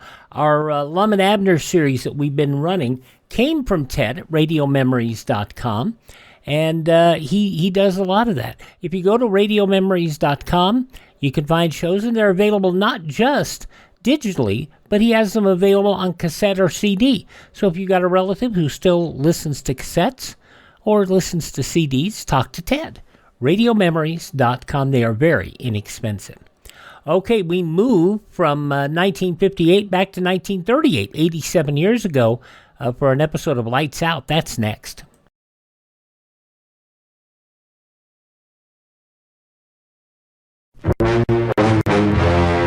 The international struggles of our world may lead to nuclear holocaust.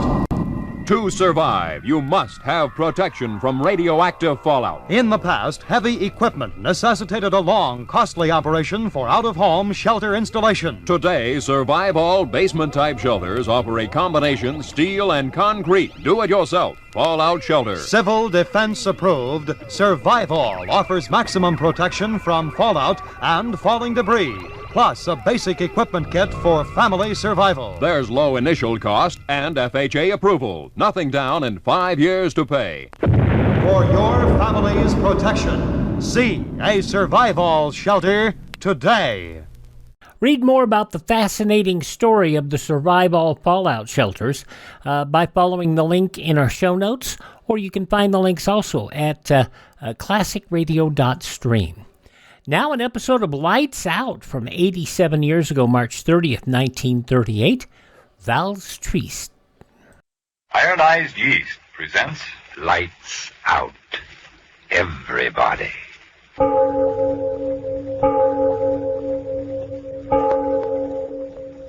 It is later than you think. Lights Out brings you stories of the supernatural and the supernormal, dramatizing the fantasies and the mysteries of the unknown. We tell you this frankly, so if you wish to avoid the excitement and tension of these imaginative plays, we urge you calmly, but sincerely, to turn off your radio now. My name, Arch Obler. Tonight, another in our series of tales of the weird and the unusual. And this one is really unusual. It's about that little god of chance, the one who flips a coin and makes us rich men or beggar men. But before we start, Frank Martin has something to say to you. And I'd like to suggest, friends, that success isn't all a matter of luck or chance. No, success depends largely on you yourself. You can't hope to get ahead if you're miserably thin and tired and nervous. But you needn't necessarily go on feeling that way. If your trouble is vitamin B and iron shortage, then take ironized yeast tablets. They give you both vitamin B and iron. Thus, when you need them, help 2 ways to build you up. Help 2 ways to restore strength and pep.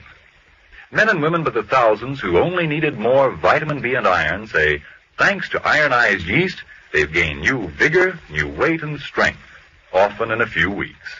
That's right, ironized yeast tablets. All druggists have them. And now, lights out. Everybody.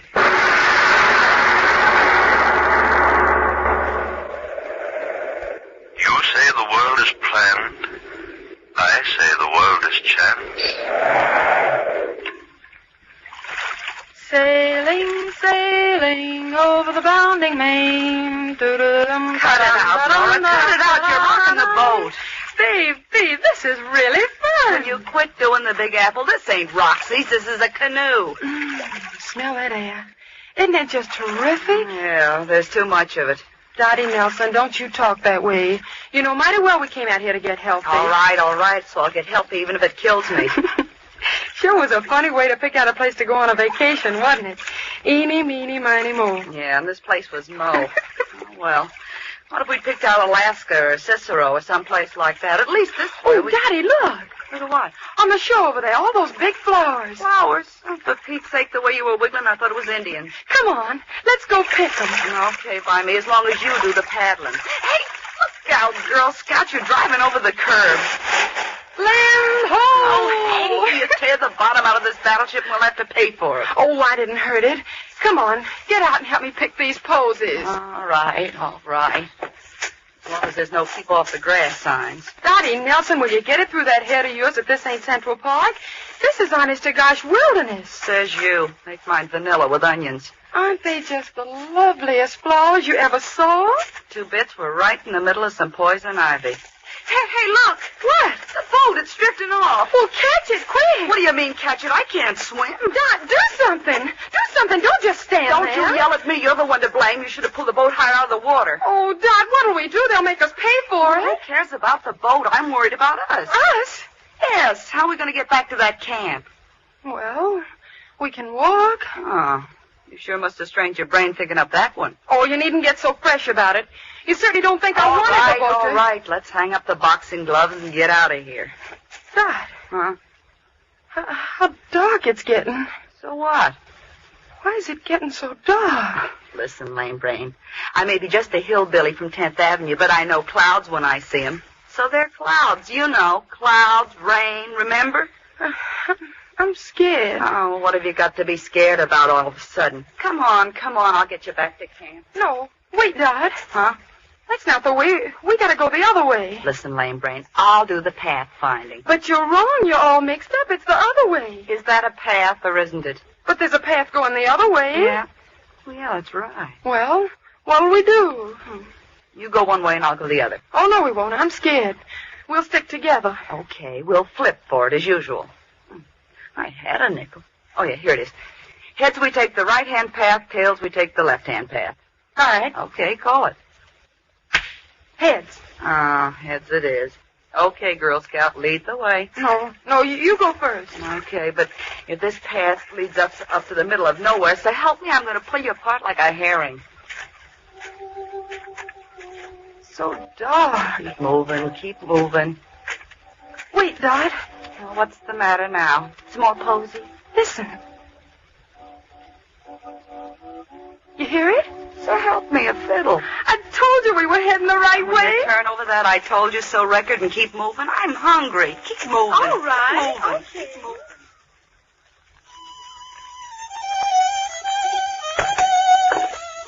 Well, this must be the front door of the joint.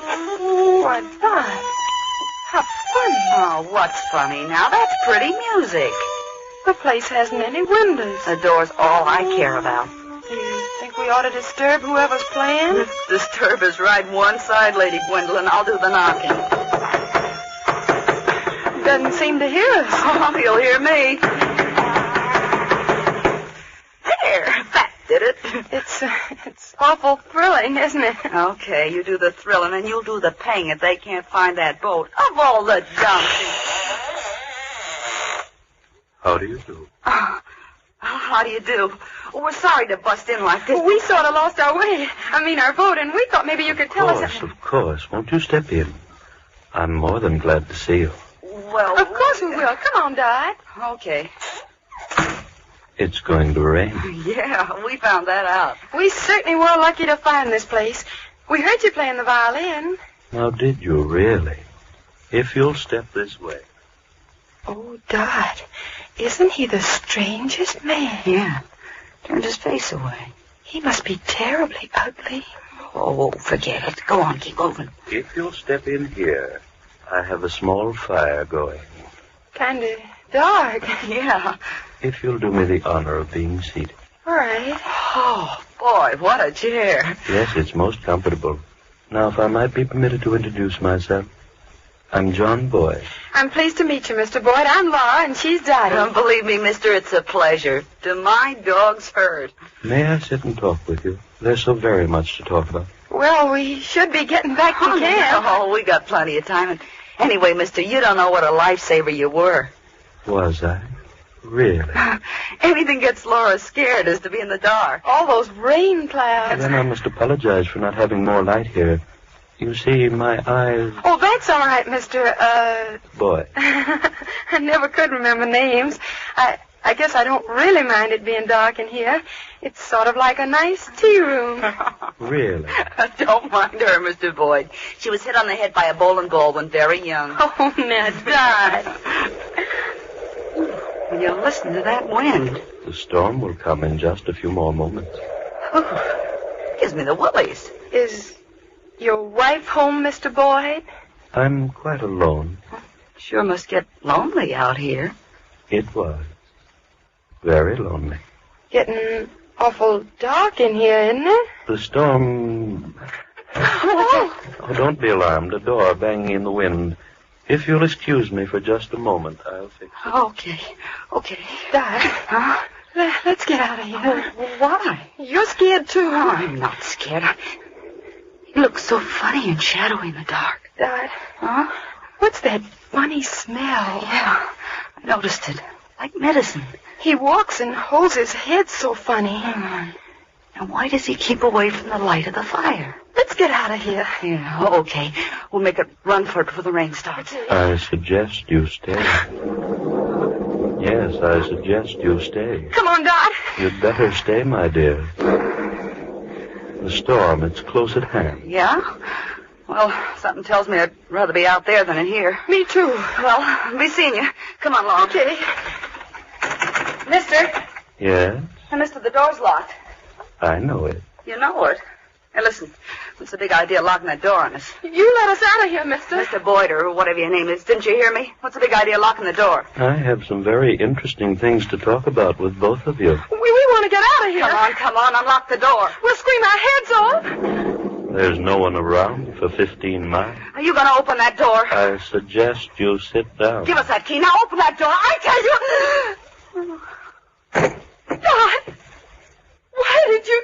Sorry I had to do that. I'm really a very gentle man.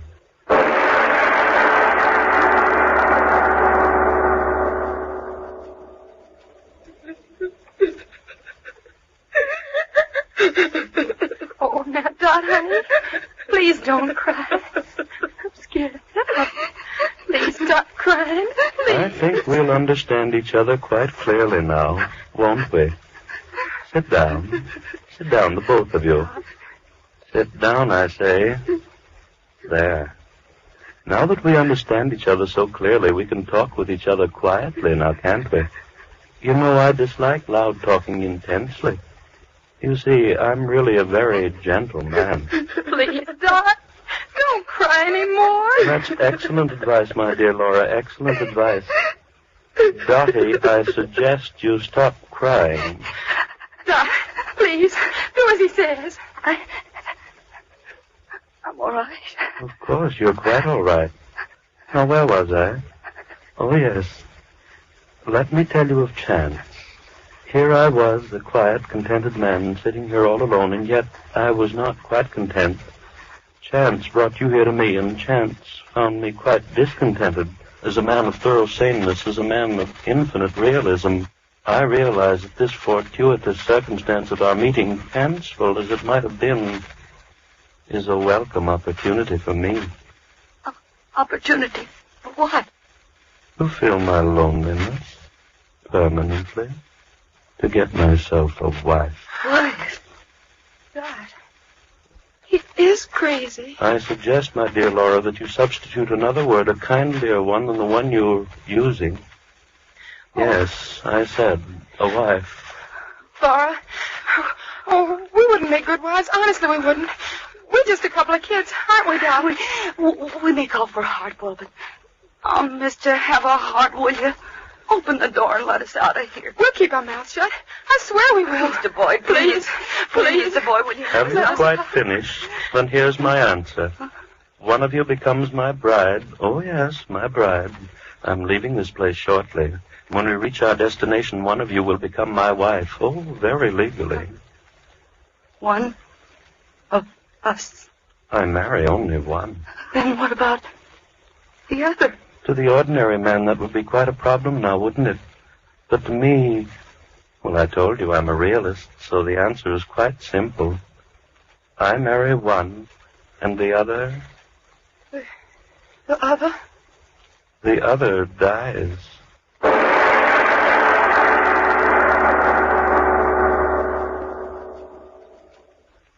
Ladies and gentlemen, two girls apparently are forced to decide between the being who calls himself a gentle man and death. A most difficult choice to make. But before it takes place in tonight's exciting lights-out tale, a deep breath to slow up at least my racing pulse, and a moment more to consider another matter before we return to the story of Valse Triest. It's a matter that's facing many an American today. Listen. Gosh, they say I'm too old to fight, and it's beginning to look like I'm even too old for this war job of mine. Boy, I can't eat or sleep. I'm losing weight, getting more jittery and worn out every day. I sure am discouraged. Whoa there, don't be so quick to blame your age or your job. Maybe you simply need more vitamin B and iron.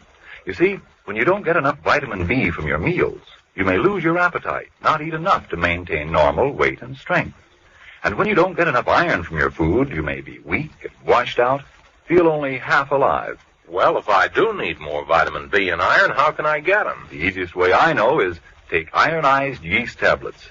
These pleasant little tablets are a cinch to use. They cost but a few pennies a day, and they give you both vitamin B and iron. Such is why ironized yeast tablets have worked such wonders for thousands who only needed more of these substances.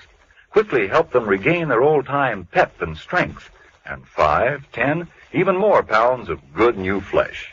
So try ironized yeast tablets, if more vitamin B and iron is what you need. Then see if soon you aren't saying, "Who said I'm a has-been?" Well, I've got pep to burn these days. I look like a new man with the pounds I've gained, and a promotion wouldn't surprise me one bit. Why didn't somebody tell me about ironized yeast tablets sooner? And now back to Lights Out. The two girls have heard the choice. One is to live, and one is to die. And their hysteria has grown with the terror in them.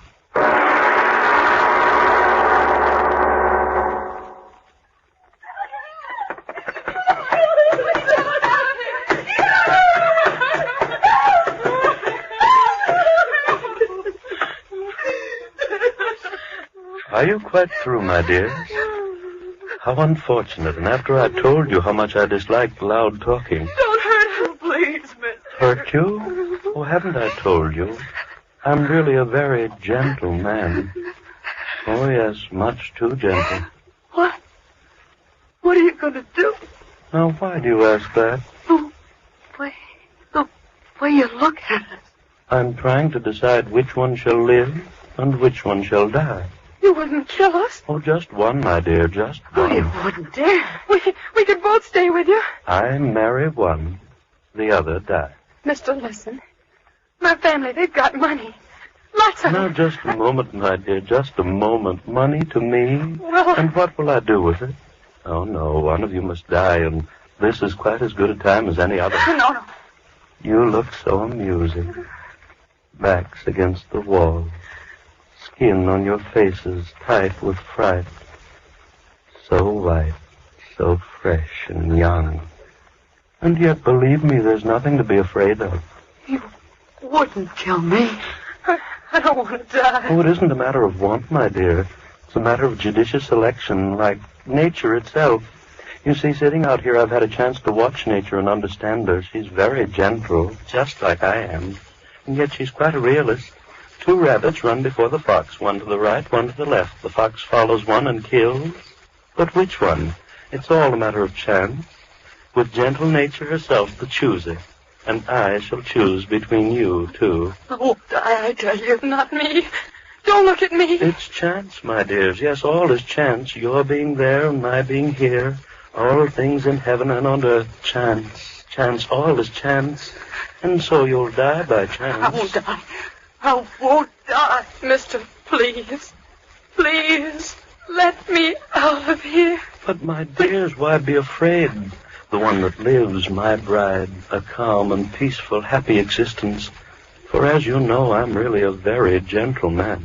You devil, you. I'll go to my homeland, and there I'll sit and play my violin. Oh, so sweetly and so gently. I want to live. I've got to live. And the one that dies, quick, sudden, complete oblivion. So why be afraid? Mr. Boyd, listen, I'll marry you. Sure, I don't want to die. You hear me, Mr. Boyd? I'll marry you. Oh, no. Then you'll kill me. Boyd, please, will you I'll please marry you, mister. I'll marry you. I'll marry you. Mister, please Stop. marry me. Stop. Now you're making me angry. I don't like loud talking. It isn't good for me. I've been alone too long. Loud talking hurts my head. Why did you do it? Why?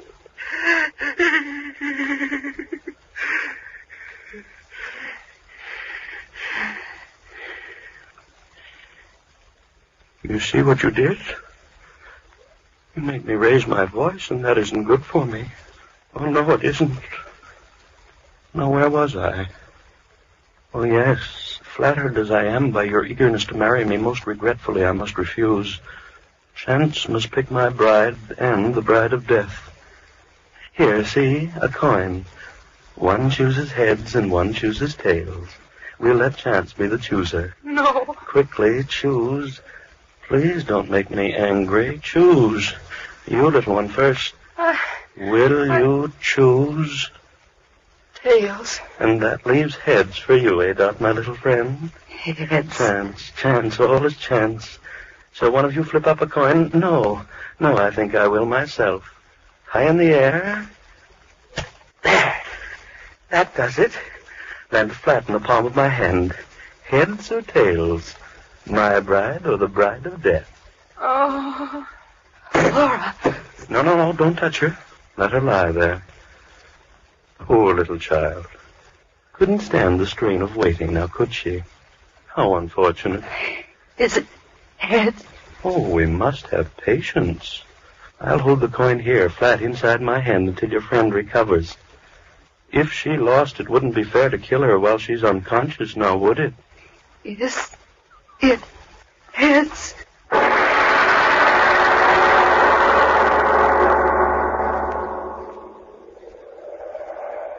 Oh, there's no doubt about it, Jim. They're drowned, the both of them. Yeah, I should have had more sense than to let them have the boat. A couple of city kids like that. Now, Jim, don't blame yourself. This water's treacherous. Look where the bottom of the canoe stove in. They must have hit a rock and gone right over. Yeah, neither one of them could swim. They told me that. Oh, this is an awful thing to happen. Hey, did you wire the sheriff? Yeah, I will as soon as we get back. Come on, let's keep on going downstream. We've got to find them. Yeah, that's right. Hey, what's that? What? You hear it? Oh, that. You mean that fiddle playing? Oh, I know. That's old man Boyd. Lives a couple of miles up through the valley. At least I think he does. I've never been up there, though. Hey, the wind makes it sound as if that fiddle's right here. Yeah. Well, how about going up and talking to him? Maybe he saw him. No. He's way off in the woods. He wouldn't see him. Well, anyway, let's talk to him. I tell you, it's no use, Fred. They're drowned, and that's the end of it. Downstream, that's where we'll find their bodies. At least let's go talk to him. Why waste the time? Well, they might have wandered off. Oh, don't be a fool. Look at the canoe. Well, at least let's go talk to the guy. It's a couple of miles over there. I'll tell you what, we'll flip for it. Huh? Heads, we'll go up there. Tails, we'll go downstream. Okay. You got a coin? Yeah, here, you flip. Okay. There. What is it? Ha! Tails. Well, we save a 2-mile walk.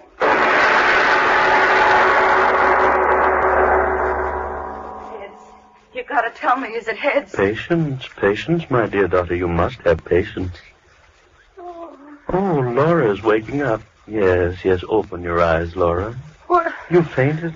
Yes, my dear, you fainted. Help her to her feet, Dottie. Help her to her feet. Come on, Laura. Oh. Now then, we're all together again once more now, aren't we? You're feeling quite well, aren't you, my dear? What was Chance's verdict? Oh, don't worry. It's all quite well. I live? Oh, no, the coin is still inside my hand. I waited for you. Oh. I knew you'd like it better that way. Stop torturing me. Tell me, is it heads? Is it heads? Tell us, please. Very angry, yes, indeed. Mister, tell us. All right. My fingers cramped a little bit from holding them closed so tightly, but now we'll see. Well, interesting indeed. Which one is it? Which one? Remember, I promised one of you the happiness of being my own dear bride. Yes. Which one? And remember, I promised the other one would have extinction, quick and sudden. Oh, which one? No. Let me ask, which one of you chose tails? I did. Then die.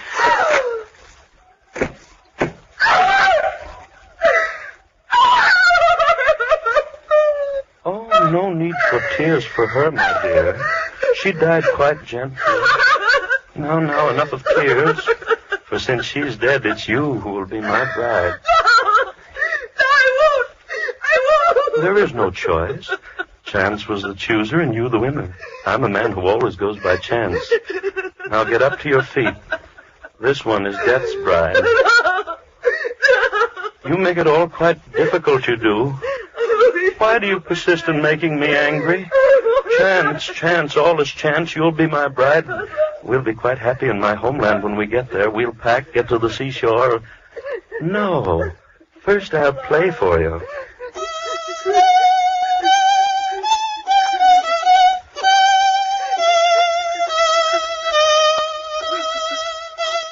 I play so well now, don't I? Softly, softly. Doesn't the music creep inside of you like long, thin snakes? Oh, what a lonely man I was. Strange thoughts twisting in my head and no one to tell them to. But now I have someone. My thoughts, your thoughts. Yes, your thoughts, and I'll watch the snakes twist in your brain.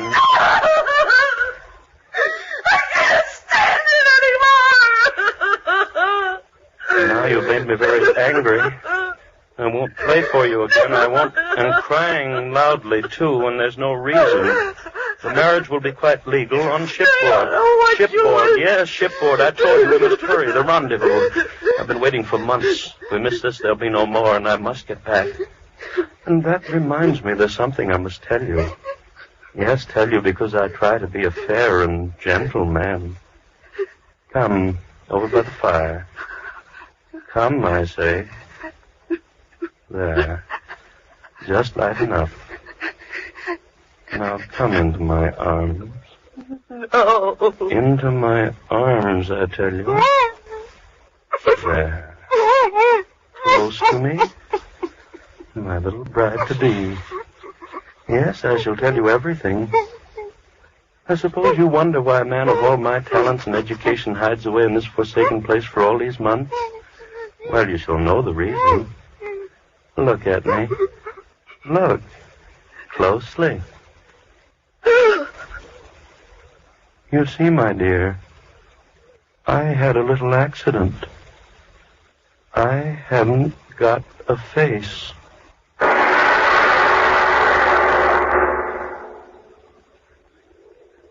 Hey, Fred. Yeah? There's something I want to tell you. Yeah, I know. Shouldn't let him have that canoe. No, it ain't that fella. It's the coin we flipped a little while ago. Well?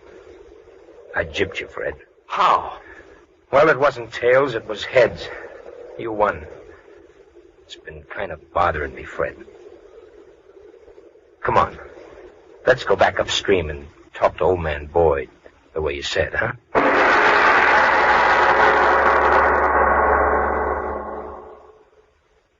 Oh, Mr. Obler.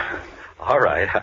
I want to say something very quickly to the radio audience. Ladies and gentlemen, believe me, the story you just heard was just a story intended purely for amazement and amusement. The young ladies were purely fictional characters, and the villain existed only for the brief space of the 29 minutes during which you listened to the play. So stop breathing hard, permit your blood pressure to follow its normal, healthy rate, and as soon as Frank Martin tells you about a certain matter, I'll be back to tell you about the fast one. Friends, don't forget now, if more vitamin B and iron is all you need to help build yourself up, then try ironized yeast tablets. Remember, if they don't quickly help you to eat better, feel more like your old-time peppy, happy self. Yes, and if you're not convinced that ironized yeast tablets can help you gain the pounds you need to look better and feel better, the cost of the first package will be refunded to you in full by the Ironized Yeast Company, Box IY, Rahway, New Jersey. Ask for ironized yeast tablets by their full name, and make sure you get what you ask for. Ironized yeast. Now, what about next week, Mr. Obler? Well, it's a mystery story. An amazing series of crimes and hit-and-run accidents which take place in different parts of a certain city, miles apart at the same moment. No one sees the autos strike the victims. No one sees the criminals. There are no clues. And yet the dead litter the streets. But that story is next week. Lights Out will come to you again next Tuesday at this same time. Be sure to listen to Arch Obler's weird story of The Fast One. And if you need more vitamin B and iron, be sure to try ironized yeast. The one and only ironized yeast. With the big letters IY on the package and on each tablet.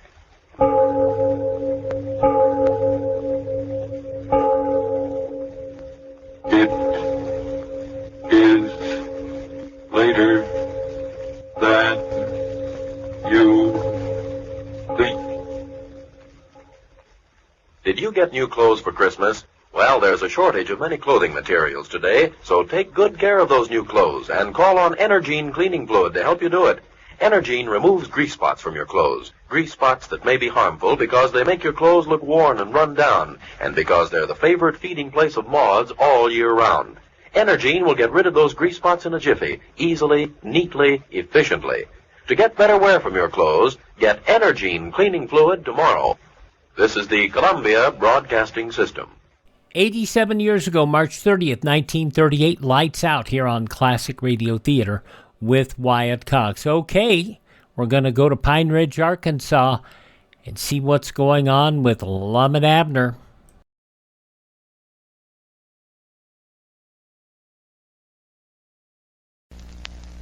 Civil Defense has now located fallout shelter spaces for more than 165 million people.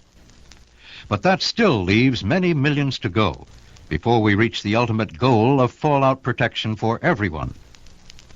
We can build to that goal not by constructing expensive special shelters, but by simply making sure that fallout shielding is built into new schools, apartments, industrial and municipal buildings that will be put up in the next few years. That way, we can gain additional fallout protection in new buildings without wasting space at little or no additional cost. For more information, consult your local civil defense director. Better off getting your own, you know that. All right, now some dramatic goings-on in Pine Ridge. We turn to Lum and Abner, 83 years ago, March 30th, 1942, and we see that Abner is having a closing out sale at the Jot 'em Down store. The makers of Alka-Seltzer bring you Lum and Abner.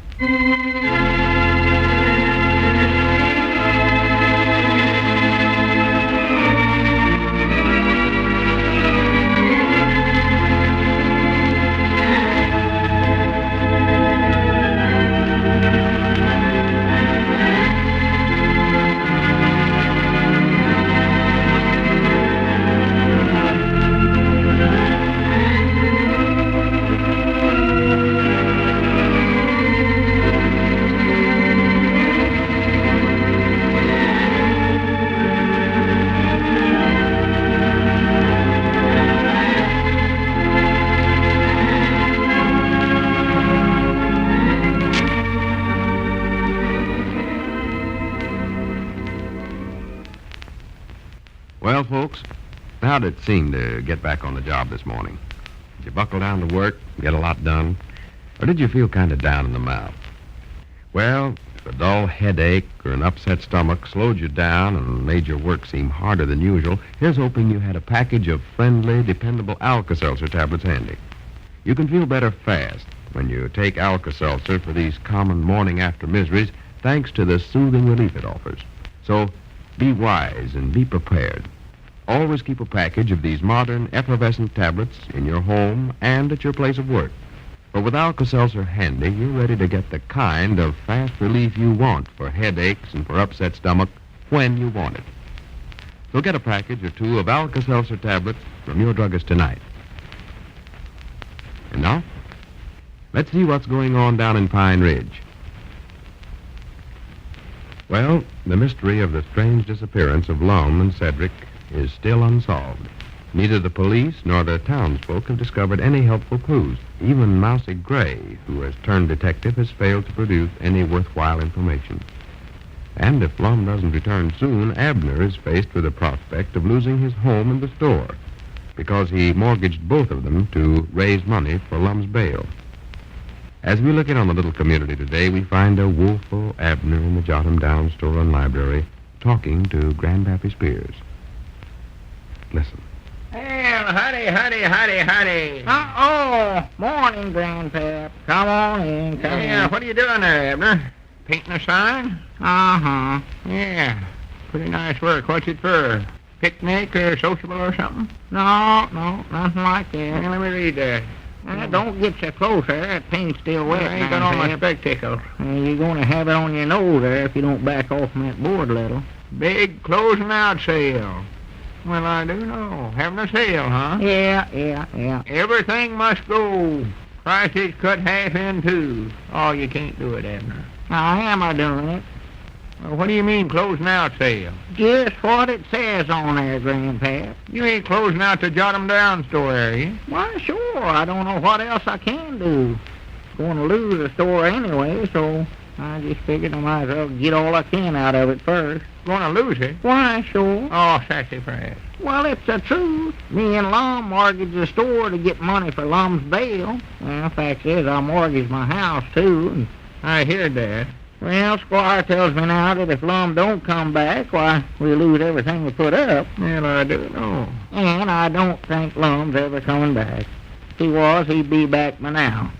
And even if he did come back, I'd tell him to get right out of town again as fast as he could. Tell him to get out of town? Why, sure. And lose your store and home? Yes, sir. Well, what in the world would you want to do a silly thing like that for? Why, call them police fellers, that Mr. Adams and Mr. Fremont's just dying to get their hands on Lum. Natural. And from the way they talk, well, Lum ain't got a chance in the world of getting out of this now. He'll get sent to the penitentiary for the rest of his life, just sure as the world. Yeah, well, he has made himself look awful suspicious running off this way, I'll say that much. Of course he has. Oughtn't to ever did it. Jimmy, that Lum can get himself into more trouble than there ain't one feller I ever run up again my whole life. I don't know what's the matter with him anyway. Well, now, it weren't Lum's fault, Grandpap. It was that Dodge and E. Smith that's who it was. He's the one that was running that counterfeiting outfit. And he got Lum into this on a purpose, too. Of course he did. Yeah. But Lum ought to know better than to get mixed up in an unlegal thing like that. Well, he never knows what he's getting into. He thought them was pamphlets on right living that he's delivering. He never knowed they's counterfeit money. Yeah, but he ought to found that out before he went traipsing all over the country at them bundles. Oh. Well, I knowed all the time that was counterfeit money. How did you know that? Why, I believe that's your ring, Abner. How did you know what was in them packages? That is your telephone ringing, Abner. All right, I'll get it. I still don't think that you know, though. Just make it. Hello. Jot 'em Down store library. Abner Peabody doing the talking. Oh, howdy, Caleb. No, still ain't heard a word from either one of them. Yeah, me too, Caleb. Oh, sure. Yeah, I'll let you know the minute I find out anything. I'll call you right up. Not at all. Goodbye. Caleb, we hunt, huh? Yeah, doggies, he's just worrying himself half to death over Cedric disappearing. Calls up here every 10 minutes, looks like. Yeah, well, you can't blame him. No. Cedric ought never to run away from home without telling his papa where he's going. Ought never to have broke out of jail, neither. Well, of course, Cedric never knowed that he's doing nothing wrong. Oh, sassafras, he's old enough to know better than that. Well, he never, though, Grandpa. Just the same, if I was old Caleb, I'd take that boy over my knee right now and give him a good thrashing's what I'd do. Well, how could he do that? He don't even know where Cedric's at. That's right, ain't it? Why, sure. And besides, that Cedric's road to where he's a lot bigger than his papa. I don't think Caleb could put him across his knees. No, well, he could horse with him. He could do that. Oh, well, boy. Just be quiet, Grandpap. Just get off the subject. You reckon Lum and Cedric's off somewhere together? I don't know. I hope they're, though. That way, well, Cedric will have somebody to tell him what to do, and Lum will have a car to ride in. Yeah. I'd hate to think of Lum having to walk all the way to Mexico. Yeah, that would... Mexico? Yeah. No more likely that's where he went. I know every time he gets himself in trouble, he always says that's where he's going. Fact is, I think that's where I'm going, too. You're going to Mexico? Yeah. Just as quick as I get the store sold out, I'm going. Going to take the money I get from here and pack up Elizabeth and little Pearl, just head right out for the border. Pack 'em up? What do you mean, pack 'em up? Well, load 'em in the car, pack up their belongings, and head out of here. So she's aiming on packing them with the furniture, the way you're talking. Oh, of course not. I ain't going to take no furniture. Oh, piddle paddle, you never will go to Mexico. You know, you're just talking at me. I will do it. Told you I was going to lose my house anyway, so I got to move somewhere. And I just figure I might as well move down there where Lum's at, and then him and me can start up partnerships and some kind of a business again. Yeah, what kind of business would you go in down Mexico? Well, I don't know. You can't even talk Mexican. I don't know how they talk down there. I ain't never been there. Don't know whether I can or not. I ain't never tried it. Might talk it good. More likely going to grocery business, I reckon, as long as we got some experience along that line. Like just have a Mexican grocery store, selling avocados and things. Sell what? Come over that again, Evan. Avocados, I believe they call them. What's that? Why, it's Mexican vegetable or something, I reckon. I've heard Lum talk about them. Sell avocados and bananas and carambas and buenos noches and things like that.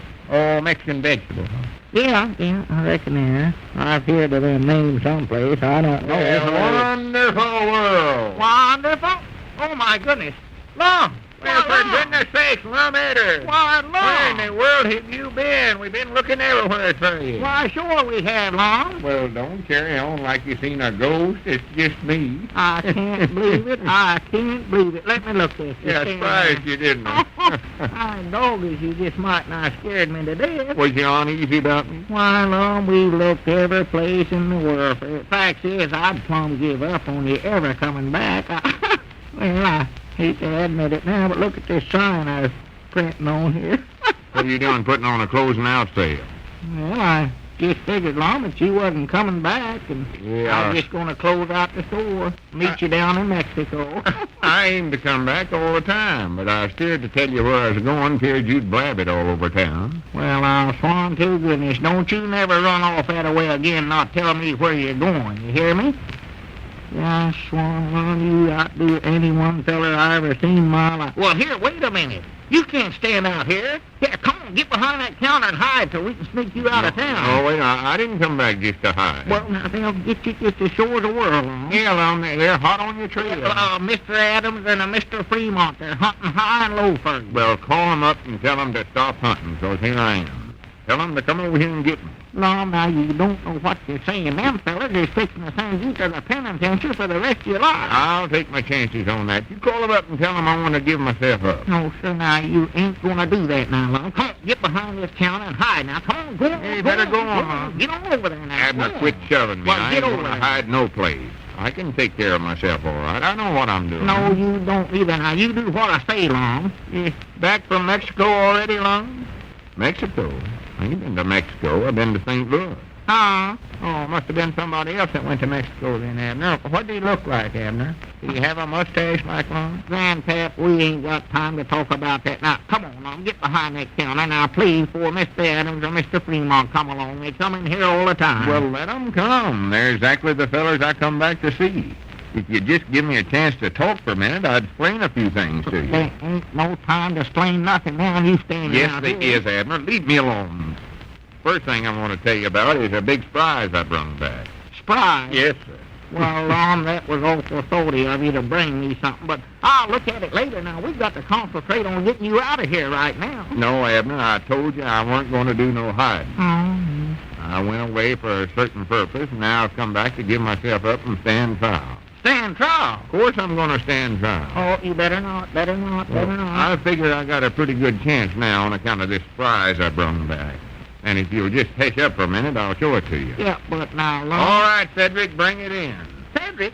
Doggy, is he with you? Is Cedric back, too? Where in the world's he been? Yeah. He was in St. Louis with me. Oh, with you, huh? Well, wait a minute. Let me show you my surprise, and then I'll tell you all about everything.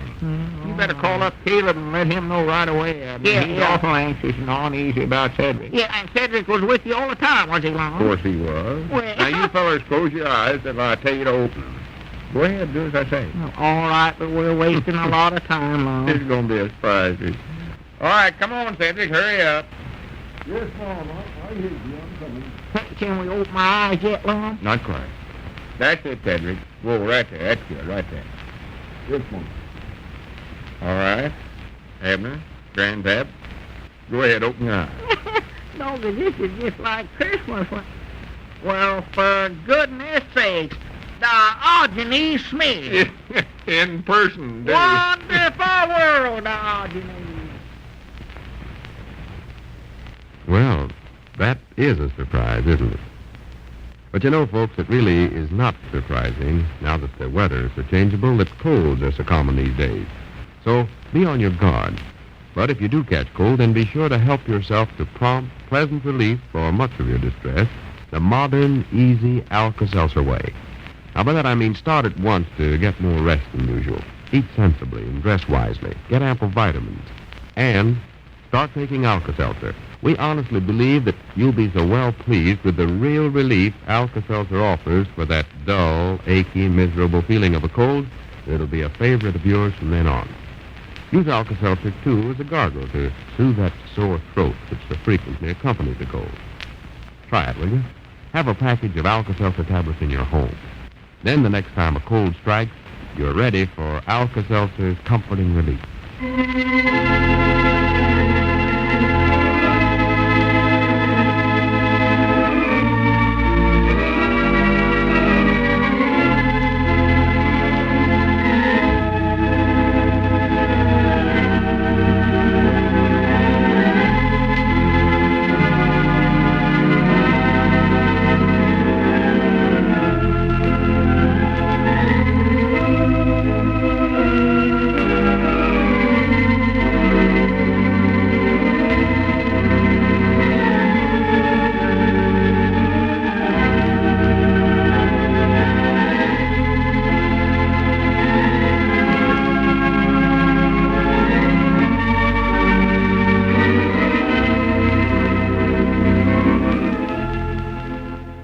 So it looks like all's well that ends well, but wait, there's more.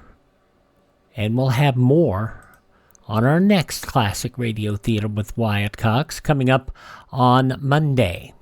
And on Monday, that, by the way, episode going back to March 30th, 1942. The next show that we have coming up on the 31st, well, you'll find out more about what's going on with Diogenes. On Monday's show, we will have Charlie McCarthy. We'll also have Fred Allen. We'll have Groucho Marx and You Bet Your Life, the CBS Radio Workshop, A Dog's Life, and Lum and Abner. That's all coming up on Monday. Thanks for being with us, and visit our webpage at classicradio.stream, and we will see you tomorrow. For more Classic Radio Theater, I'm Wyatt Cox.